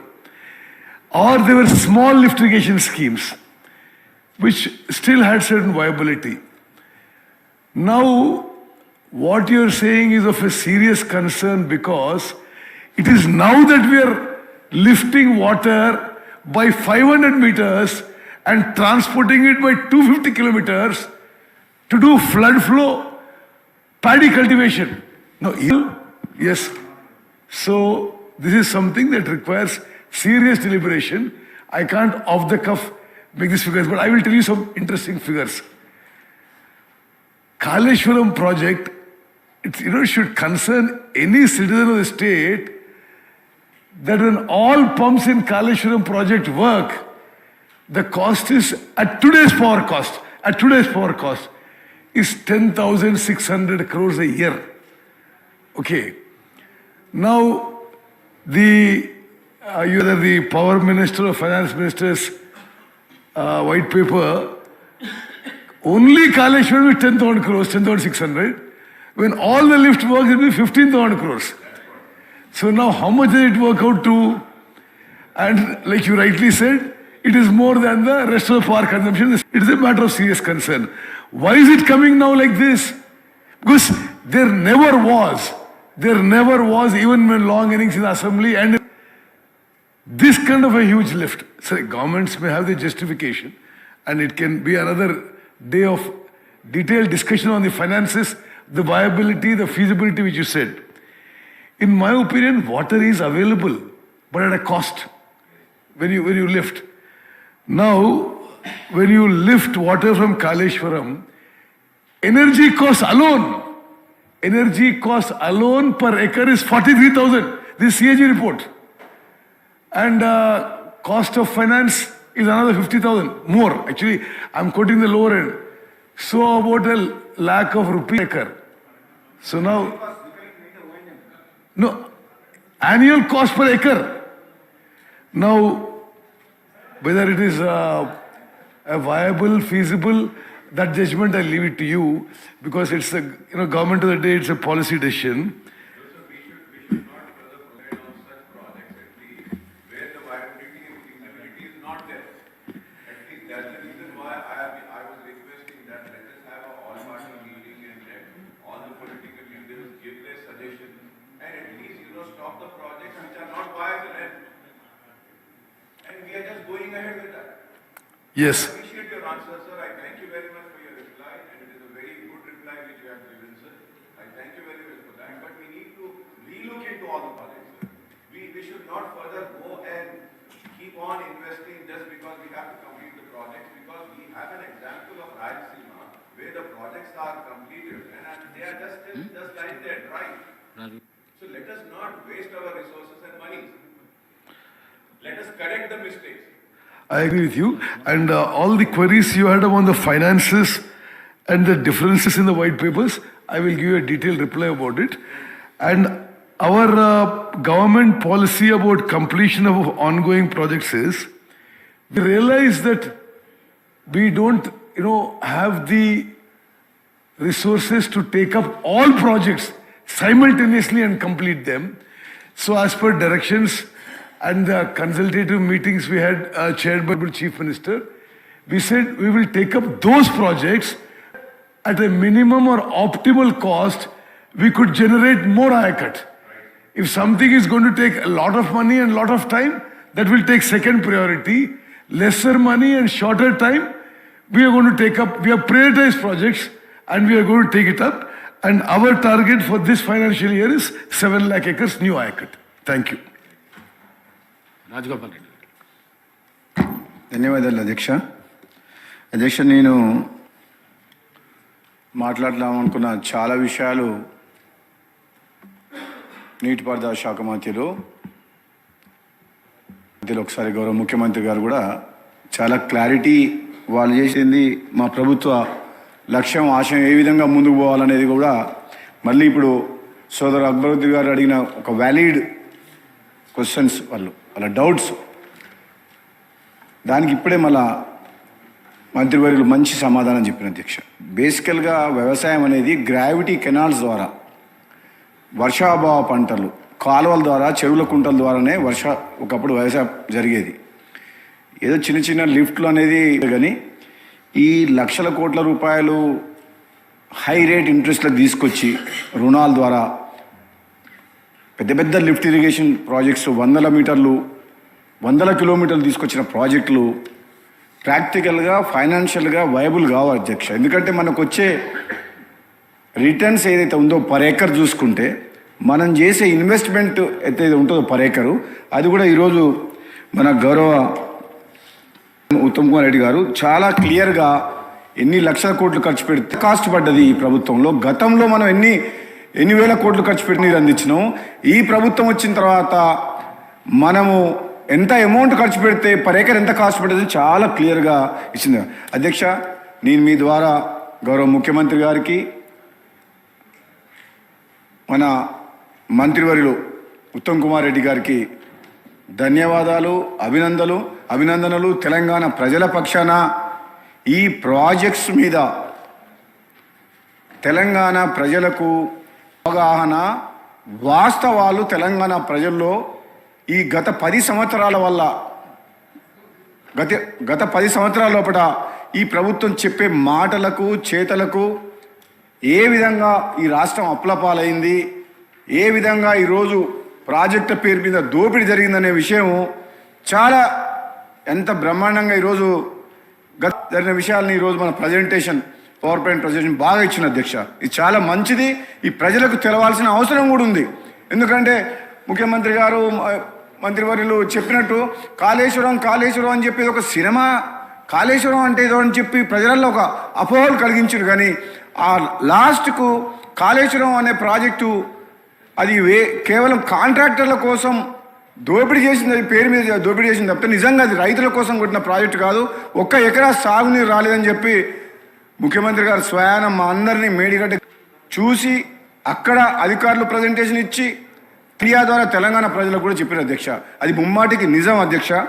ఇప్పుడు కూడా కనీసం వాళ్ళు చేసిన తప్పులు ఈ ప్రభుత్వం already మన ఉత్తమ్ కుమార్ రెడ్డి గారు గత ఈ సమావేశంలో క్లారిటీ ఇచ్చిన అధ్యక్ష. బడ్జెట్లో నియరింగ్ కంప్లీషన్ ఏదైతే డబ్బులు ఖర్చు పెడితే మేము వెంటనే దాని రిజల్ట్స్ వచ్చి రైతులకు లాభం చేకూరుతుందో, పంటని నీళ్ళు ఇస్తామో వాటి మీదనే మిగతా వాటిని ఒక ప్రణాళికబద్ధంగా ముందుకు తీసుకుపోయి మిగతా ప్రాజెక్టులు కూడా కంప్లీట్ చేస్తామని చెప్పి ఏదైతే ఆలోచన చేసిండ్రో అది చాలా మంచి ఆలోచన అధ్యక్ష. మీ దృష్టికి సరే, గతంలో ముఖ్యమంత్రి అయిన పొలిటికల్ బెనిఫిట్ కోసం, రాజకీయ ప్రయోజనాల కోసం తన మార్కు ప్రాణహిత చేవెళ్ళ పేరు మార్చి గ్రావిటీ ద్వారా వచ్చే తుమ్మిడెట్టుని కాదని కాళేశ్వరం పేరు పెట్టిన పేరు మార్చి మళ్ళీ ఆయన ఏదో తన ప్రతి విషయంలో సెక్రటరేట్ కానీ యాదాద్రి కానీ ఎక్కడైనా మార్కు ఉండాలనుకుంటాడు ఆయన. కానీ డబ్బు వృధా అవుతుంది, కష్టాల్లో ఉన్న పేదోళ్ళు ఉన్నారు, చాలా రకాల ఇబ్బందులు ఉన్నాయి. ఈ ప్రజాధనం ఇంత దుర్వినియోగం చేయకూడదన్న ఆలోచన కంటే ఎక్కువ ఎంతసేపు తన గురించి మాట్లాడమే ఆయనకు ఎప్పుడు ఎక్కువ ఆనందం. ఈ పత్రికలు, పేపర్ల అడ్వర్టైజ్మెంట్లు ఇదే ఎక్కువ అధ్యక్ష. అంటే హంగామా, దాన్ని ఏమంటారు తెలుగులో, ఆర్భాటం. అరే ఆర్వాటం అంటే ఎట్లా అంటే మామూలుగా అయితే ఎవరైనా చూస్తే కూడా ఈ తెలంగాణ రాష్ట్రంలో ఏదో అద్భుతాలు జరిగిపోయినాయి అన్నట్టు చూపించిన అధ్యక్ష. అప్పులు చేసినాం అంటే ఎందుకంటే అప్పులు చేసి మేము ఏం చేసినాం ఊరికనే అన్నాం. అప్పులు చేయాల్సిన అవసరం లేదు అధ్యక్ష. అప్పులు ఎప్పుడు చేస్తారంటే తప్పనిసరి పరిస్థితుల్లో అప్పులు చేయాలి తప్పితే అనవసరంగా ప్రాజెక్టుల పేరు మీద అప్పులు చేసి మిగులు బడ్జెట్ ఉన్న రాష్ట్రాన్ని అప్పుల పాలు చేసిన అధ్యక్ష. అది బాధ మా అందరికీ. గత అసెంబ్లీ సమావేశాల్లో మన హరీష్ రావు గారు ఉన్నారు. నేను అటుపక్క నుంచి మాట్లాడినా కాళేశ్వరం వద్దు అని చెప్పిన సార్ నేను 2018లో. ఈ యాదాద్రి పవర్ ప్లాంట్ కట్టొద్దు అని చెప్పిన సార్ నేను. అప్పు తీసుకొచ్చి కట్టకండి, బయట హై రేంజ్ ఇంట్రెస్ట్ తీసుకొచ్చి మనం అని చెప్పి అయినా వినలేదు అధ్యక్ష. ఇప్పుడు ఈరోజు ఈ కాంగ్రెస్ పార్టీ ప్రభుత్వం వచ్చిన తర్వాత వాళ్ళు ఇంత తొందరపడుతున్నారంటే సమయం ఉంది, 5 ఏళ్ల పాటు ప్రజలు తీర్పిచ్చిండ్రు. తప్పకుండా కాంగ్రెస్ పార్టీ మా ముఖ్యమంత్రి గారి ఆధ్వర్యంలో మంచి టీం ఉన్నది అధ్యక్ష, కమిట్మెంట్ ఉన్నది, ఆలోచన ఉంది. ఈ రాష్ట్రాన్ని మంచిగా చేయాలన్న ఆలోచనతోటి ముందు పోతున్నాం. హరీష్ రావు గారికి బాధ అనిపిస్తుండొచ్చు, కానీ గతంలో మీరు సరే మీ నిర్ణయమా అది కేసీఆర్ గారి నిర్ణయమా తెలంగాణ ప్రజలందరికీ తెలుసు. ఆ రోజు ఆనాడు ముఖ్యమంత్రి ఎదురుగా గట్టిగా మాట్లాడే ధైర్యము మంత్రులకు, ఎంపీలకు, ఎమ్మెల్యేలకు, అధికారులకు లేదు అధ్యక్ష. అది వాస్తవం, వాళ్ళు ఒప్పుకోవాలి. ఎవరు కూడా ఆయనతోటి అలా కాదు, అది తప్పు, ఇట్లా చేస్తే బాగోదు, ఇట్లా చేయాలని చెప్పే ధైర్యం లేకుండే ఆయన అవకాశం ఇవ్వకపోయేటోడు. ఈ రోజున్న పరిస్థితి వేరు.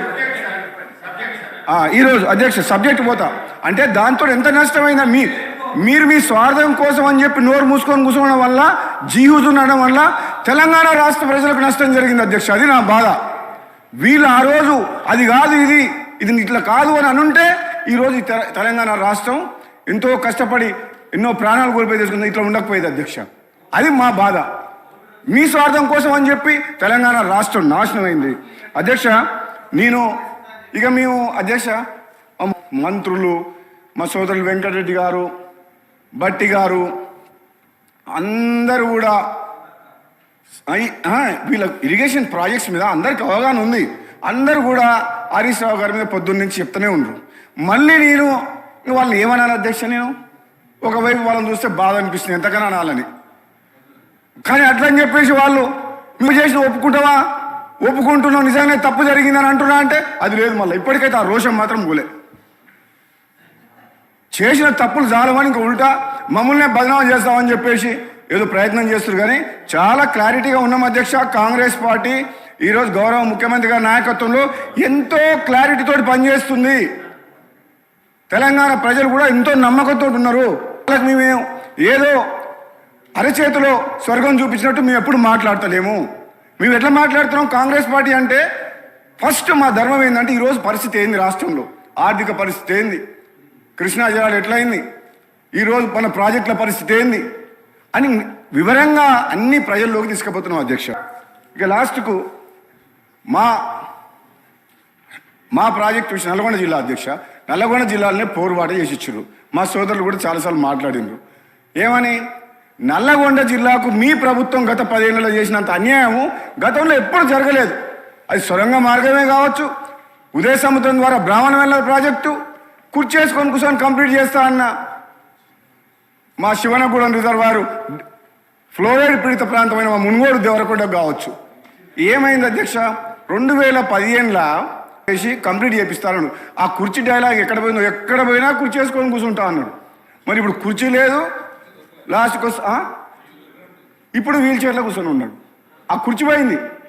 ఎంతమందిని కుర్చీ ఎక్కడవో కుర్చీ వేసుకొని కూర్చుంటా అంటే పబ్లిక్ ఏమనుకున్నారంటే నిజంగానే కుర్చీ వేసుకొని కూర్చొని కంప్లీట్ చేస్తారని చెప్పి పబ్లిక్ నమ్మిండ్రు. కానీ కుర్చీ లేదు, టేబుల్ లేదు, బెంచ్ లేదు, ఏమీ లేదు అధ్యక్ష. ఒక్క పని కూడా కాలేదు. మీకు ఒక్క విషయం చెప్తా అధ్యక్ష, ఎక్కువ సమయం తీసుకొని నేను. అధ్యక్ష, మేము గతంలో నల్లగొండ జిల్లా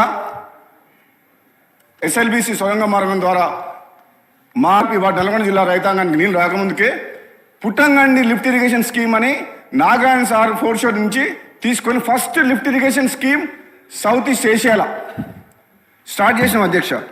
సక్సెస్ఫుల్గా రన్ అయింది.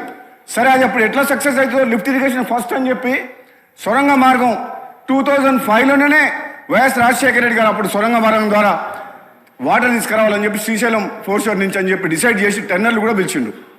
ఆ తర్వాత కొన్ని రోజుల తర్వాత లిఫ్ట్ సక్సెస్ అయిన తర్వాత ఏం డిసైడ్ చేసిందంటే మా జానారెడ్డి గారు అప్పటి నాయకులు, సీనియర్ నాయకులు, జిల్లా నాయకులు ఇట్లా ఈ లిఫ్ట్ ఇరిగేషన్ పనిచేస్తుంది కదా, ఈ సొరంగం ద్వారా వచ్చే వాటర్ని 2 లిఫ్ట్ల ద్వారా 2 స్టేజెస్లో డిండికి తీసుకుపోయి ఈ ఫ్లోరైడ్ ఎఫెక్టెడ్ ఏరియా అయిన దేవరకొండకు, మునుగోడు నియోజకవర్గానికి 4 లక్షల ఎకరాలకు సాగునీరు ఇవ్వాలని అప్పుడు డిసైడ్ చేసింది అధ్యక్ష.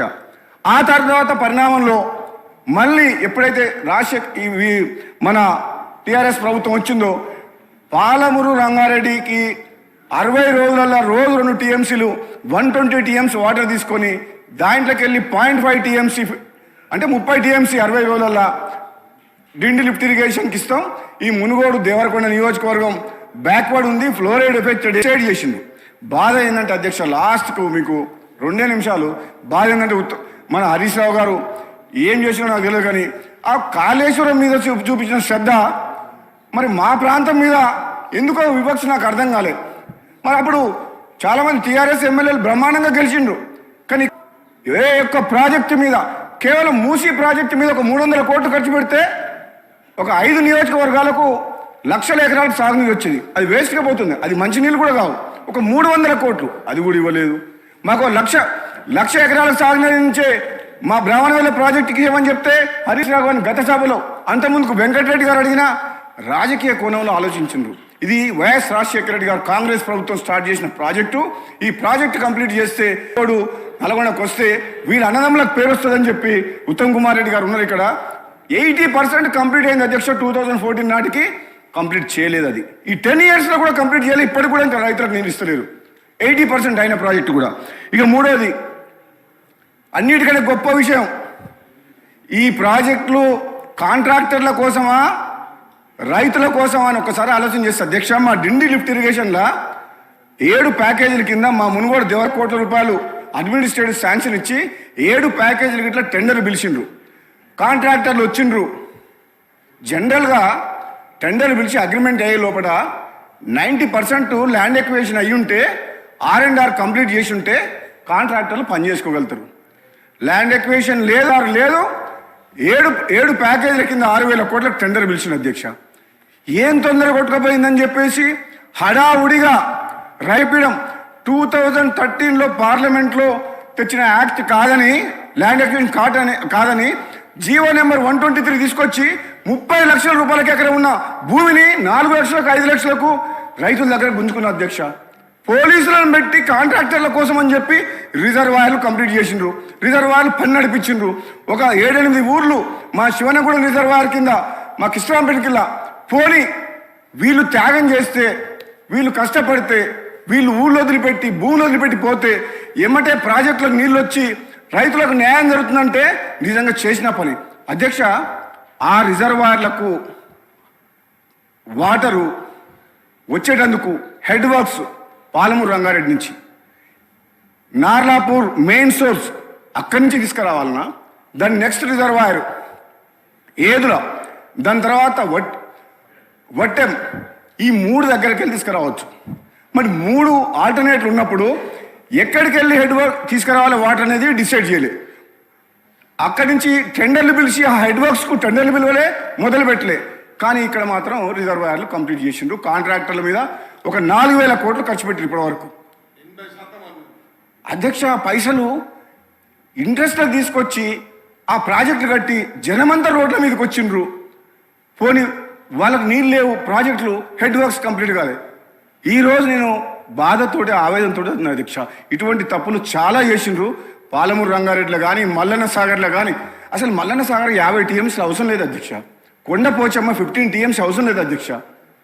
3 టీఎంసీ ఉన్నది కొండపోచమ్మని ఒక రింగ్ బండ్ కట్టి 15 టీఎంసీ ఒక గంగాలం లాగా తయారు చేసి అది కట్టిండు.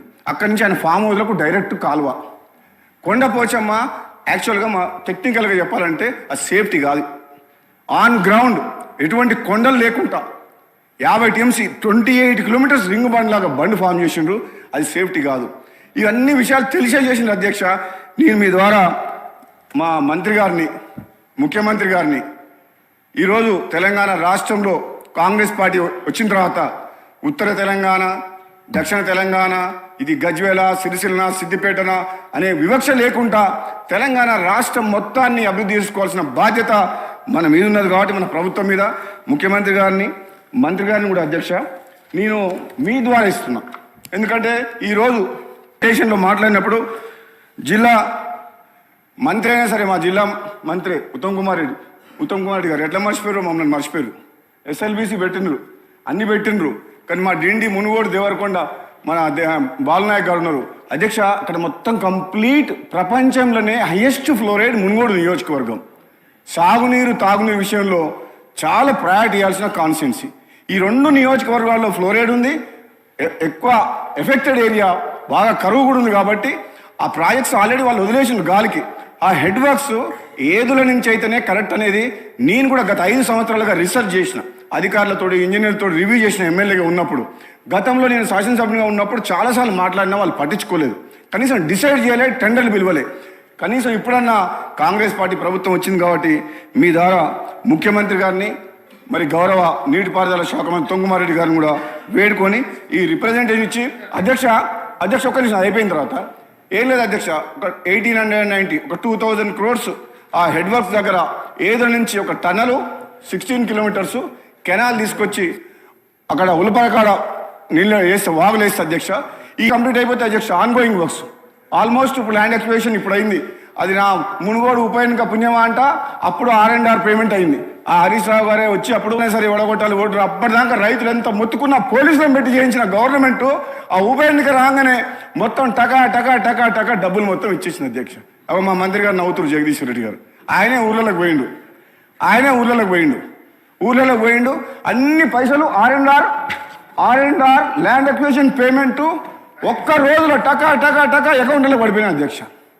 అన్ని ఎమ్మెల్యేగా ఉండి నేను అడిగితే పోలీసులను పెట్టి పనిచేసిన గవర్నమెంటు మరి ధనాధన ఎలక్షన్స్ కోసం అని చెప్పి ఇచ్చేసింది. నా పుణ్యమా అంట, నా రాజీనామా పుణ్యమా అంట. రైతులకు మాత్రం పైసలు వచ్చినాయి అధ్యక్ష. చాలా సంతోషం. చాలా నా రాజీనామా పదవి త్యాగం ఊరికే 570 కోట్ల రూపాయల నిధులు మా మునుగోడు నియోజకవర్గానికి వచ్చినాయి అధ్యక్ష. గొల్ల కుర్మలకు ఎక్కడ కూడా మన రాష్ట్రంలో 2వ విడత గొర్రెల పంపిణీ చేయలే. మామూలుగా అయితే గొర్రెలు ఇస్తారు కదా, నా రాజీనామా పుణ్యమాంటి 90 కోట్ల రూపాయలు గొల్ల కుర్మలకు 7,500 మందికి అకౌంట్లలో పడ్డాయి. 100 పడకల ఆసుపత్రి వచ్చింది చౌటుపల్లి మున్సిపాలిటీకి రోడ్లు వచ్చినాయి. ప్రతి ఊర్లో ₹1 కోటి పెట్టి CC రోడ్లు వచ్చినాయి. పోతే పోయిన నా పదవి 600 కోట్ల రూపాయలు నిధులైతే వచ్చినాయి మా మునుగోడు నియోజకవర్గాన్ని. మా రైతులు మాత్రం చాలా సంతోషంగా ఉండరు. కానీ ఇక నువ్వు ఇగో కాంట్రాక్ట్ కోసం పోయినోన్నైతే మళ్ళీ మీ పని పడుతుంది, మళ్ళీ కాంగ్రెస్లోకి ఎట్లా వచ్చినా? ఇప్పుడు అటు పోయినోన్నైతే మళ్ళీ మిమ్మల్ని పని పడుతుంది, కాంగ్రెస్లోకి ఎట్లా వస్తా? ఏదైతేనే అధ్యక్ష, ఏదేమైనా చాలా అధ్యక్ష ఏదేమైనా తెలంగాణ ఇచ్చిన కాంగ్రెస్ పార్టీ, నాది కాంగ్రెస్ పార్టీ రక్తం, కాంగ్రెస్ కుటుంబం. ఈరోజు నేను మళ్ళీ కాంగ్రెస్లోకి వచ్చినందుకు సంతోషంగా ఉంది. అందులో నేను వచ్చిన తర్వాత మళ్ళీ మా పార్టీ అధికారంలోకి వచ్చింది కాబట్టి ఇంకా సంతోషంగా ఉంది. ఆగమైన తెలంగాణ మా చేతుల్లోకి వచ్చింది కాబట్టి ఇప్పుడు నమ్మకం కూడా కుదిరింది. ఈ తెలంగాణ రాష్ట్రాన్ని రాబోయే రోజుల్లో వాళ్ళు చెప్పిన తాగుబోతుల తెలంగాణ కాదు, బెల్ట్ షాప్ల ద్వారా తెలంగాణ మేము చేసి చూపిస్తాం. మేము 100% చేసి రైతులకు, నిరుద్యోగులకు, ప్రతి ఒక్కరికి మేము తప్పకుండా వాళ్ళ ఆశయాలు, వాళ్ళ కోరికలు, వాళ్ళు ఎన్నో కళలు అంటున్నారు కాబట్టి మీరు పూర్తి చేయని కళల్ని మేము చేసి చూపిస్తామని చెప్పి సందర్భంగా తెలియజేస్తూ మీ ద్వారా మన ఉత్తమ్ కుమార్ రెడ్డి గారికి రిప్రజెంటేషన్ సార్ మీరు ఒకసారి అనౌన్స్ చేయమని చెప్తున్నాను. ఎందుకంటే ఖర్చు పెట్టిండు తెలంగాణలో ఇదొక్క ప్రాజెక్టు. ఇగో మీలాగా కళలు లేవు నాకు. కూనమనేని సాంబశివరావు లాస్ట్ అధ్యక్ష ఒకటే లాస్ట్ మాట చెప్తా. నేను ఏమంటున్నా అధ్యక్ష, వీళ్ళు ఏమనుకుంటుండ్రు, ఒక్క నిమిషం, వీళ్ళు ఏమనుకుంటుండ్రు, 10 ఏళ్ళు పరిపాలించిన వీళ్ళు చేసిన తప్పులు వాళ్ళు సరిదిద్దుకోకపోయినా వాళ్ళ ఆలోచన విధానం మారలేదని మాకు అర్థమైపోయింది. కానీ మీరు అధికారంలోకి ఎట్లా మళ్ళీ రారు, కానీ మిమ్మల్ని మీరు కాపాడుకుంటే కూడా గొప్ప వాళ్ళే. మీరు చేసిన తప్పులతోటి చట్టం తన పని తను చేసుకుంటూ పోతుంది. మిమ్మల్ని కాపాడటం బ్రహ్మదేవుని వల్ల కూడా కాదు. అంటే కొన్ని రూపాయలు, వేల కోట్ల రూపాయలు ప్రజాధనాన్ని లూటి చేసిండు కదా. మీరు అవినీతి కాదు, దోపిడీ చేసిండ్రు మీరు ప్రాజెక్టుల పేరు మీద. కాబట్టి తప్పకుండా మీరు మీ శిక్ష అనుభవిస్తారు. మీరు కొంచెం టైం తొందర పట్టకండి. మీరు ఇంకా టైం ఉంది, ఇప్పుడే వచ్చినాం గవర్నమెంట్లో కాబట్టి మాకు సహకరించండి. మేము చెప్తే వినండి. విన్నా కానీ మిమ్మల్ని వదిలిపెట్టే ప్రసక్తే లేదు. మేమైతే వదిలిపెట్టలేదు. థ్యాంక్ యూ అధ్యక్ష, ఇది మీకు పంపిస్తున్నాం. Thank you.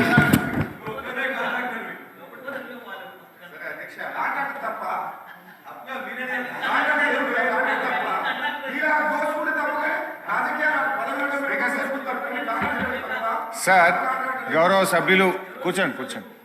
సరే, ఇప్పుడు ఏమైపోయిందంటే అధ్యక్ష, సభలో ప్యాషన్ అయిపోయింది. సో మేము ఆల్రెడీ చెప్పినాం, మీరు గవర్నమెంట్లో ఉన్నారు. నవ్వు మీరు ఏ నిర్ణయం తీసుకుంటారు ఏదనేది మీ డిస్క్రిప్షన్. కానీ పదే మా మీద బురద జల్లేటువంటి కార్యక్రమం మంచిది కాదు. అది ఎవరన్నా ఒకసారి పాసింగ్ రిమార్క్లో మాట్లాడితే వేరు, కానీ ప్రతి సభ్యుడు ప్రతి ఒక్కరు మాట్లాడడం కరెక్ట్ కాదు. నెంబర్ 1. నెంబర్ 2, గౌరవ సభ్యులు మా నల్గొండ జిల్లాకు ఏమీ చేయలేదనే విధంగా వారు మాట్లాడారు అధ్యక్ష.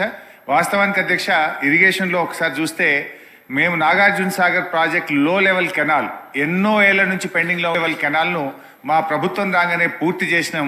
దానికి నీళ్లు విడుదల చేసిన విషయాన్ని గుర్తు చేస్తా ఉన్నా. రెండవది అధ్యక్ష, modernisation of Nagarjuna Sagar project. ఆంధ్రప్రదేశ్లో నత్తనడక నడిచినటువంటి ఎన్ఎస్పి మోడర్నైజేషన్ ఆ రోజుకు 30% పనులే పూర్తయితే మిగతా 70% పనులను యుద్ధ ప్రాతిపదికన పూర్తి చేసి ఎన్ఎస్పి చివరి ఆయకట్టు దాకా నీళ్ళు ఇచ్చినాం. దీని వరల్డ్ బ్యాంకు ఇండియాలోనే అత్యద్భుతంగా ఈ మోడర్నైజేషన్ ప్రాజెక్ట్ను క్వాలిటీగా తొందరగా చేసినందుకు గ్రేడ్ 1తో తెలంగాణ రాష్ట్ర ప్రభుత్వానికి ఇచ్చి అభినందించిన విషయాన్ని గుర్తు చేస్తా ఉన్నా. ఇదే నల్గొండ జిల్లాలో ఎస్ఆర్ఎస్పి స్టేజ్ 2కు గత కాంగ్రెస్లో 1 ఎకరా నీళ్లు రాకపోతే తుంగతుర్తి, సూర్యాపేట, కోదాడలకు 3 నియోజకవర్గాలకు 2 పంటలకు కూడా మేము నీళ్లు ఇవ్వడం జరిగింది. నాగార్జున సాగర్ ప్రాజెక్టు ఎడమ కాలువ మీద లిఫ్ట్లన్నీ కూడా డిఫంక్ట్ అయిపోయి ఒక్క లిఫ్ట్ కూడా పనిచేయకపోతే మొత్తం కొత్త లిఫ్ట్లు పెట్టి 1,00,000 ఎకరాలకు ఎడమ కాలువ మీద లిఫ్ట్లు నీళ్ళు ఇచ్చిన విషయాన్ని కూడా గుర్తు చేస్తా ఉన్నా. అదేవిధంగా ప్రాజెక్టు కూడా ఇవాళ రిజర్వాయర్లన్నీ కూడా కట్టినాం. ఇప్పుడు వారు గౌరవ సభ్యులు కోరినట్టు నేను కూడా ఐ రికమెండ్ ఉత్తమ్ కుమార్ రెడ్డి గారు ఆ టనల్ను తొందరగా ఏదుల నుంచి చేసి నీళ్ళు ఇచ్చినట్టయితే ఫ్లోరైడ్ ప్రాంతానికి నీళ్ళు వస్తాయి. మేము 70% పనులు చేసినాం, మిగతా 30% చేయాలని కోరుతున్నాం. నల్గొండ జిల్లాకు అధ్యక్ష, ఇదే సభలో గౌరవనీయులు కోమటిరెడ్డి వెంకటరెడ్డి గారు, రాజగోపాల్ రెడ్డి గారు నన్ను మెచ్చుకున్నారు. మేము బత్తాయి మార్కెట్ కావాలని, నిమ్మకాయ మార్కెట్ కావాలని ఎన్నిసార్లు అడిగినా మా కాంగ్రెస్ పార్టీ ఇయ్యలేదు. నువ్వు ఇచ్చిన హరీష్ రావు గారు ధన్యవాదాలు హౌస్ లో ఆన్ రికార్డ్ చెప్పినారు. నల్లగొండ అధ్యక్ష ధన్యవాదాలు అధ్యక్ష. ఇంతకుముందు మా గౌరవ శాసనసభ్యులు చాలా విషయాలు ఈ సభ దృష్టి తీసుకొచ్చారు అధ్యక్ష. కానీ పేరు తీసుకోవద్దని హరీష్ గారు ఇప్పుడే చెప్తున్నారు. నేను ఆయన ఒక విషయం చెప్పింది కాబట్టి అందులో నేను చెప్తున్నాను, ఆయన వారి పేరు ఉచ్చరిస్తున్నాను. ఏదైతే నల్లగొండ జిల్లాకు సంబంధించినటువంటి ప్రాజెక్టులు మీరు ఇవాళ నాగార్జున సాగర్ అంటున్నారు, ఎస్ఆర్ఎస్పి అంటున్నారు, అదేవిధంగా ఈ కెనాల్స్ అన్ని పూర్తి చేసిన, మోడరేషన్ పూర్తి చేసిన అంటున్నారు. మేమేం పాపం చేసినాం అధ్యక్ష?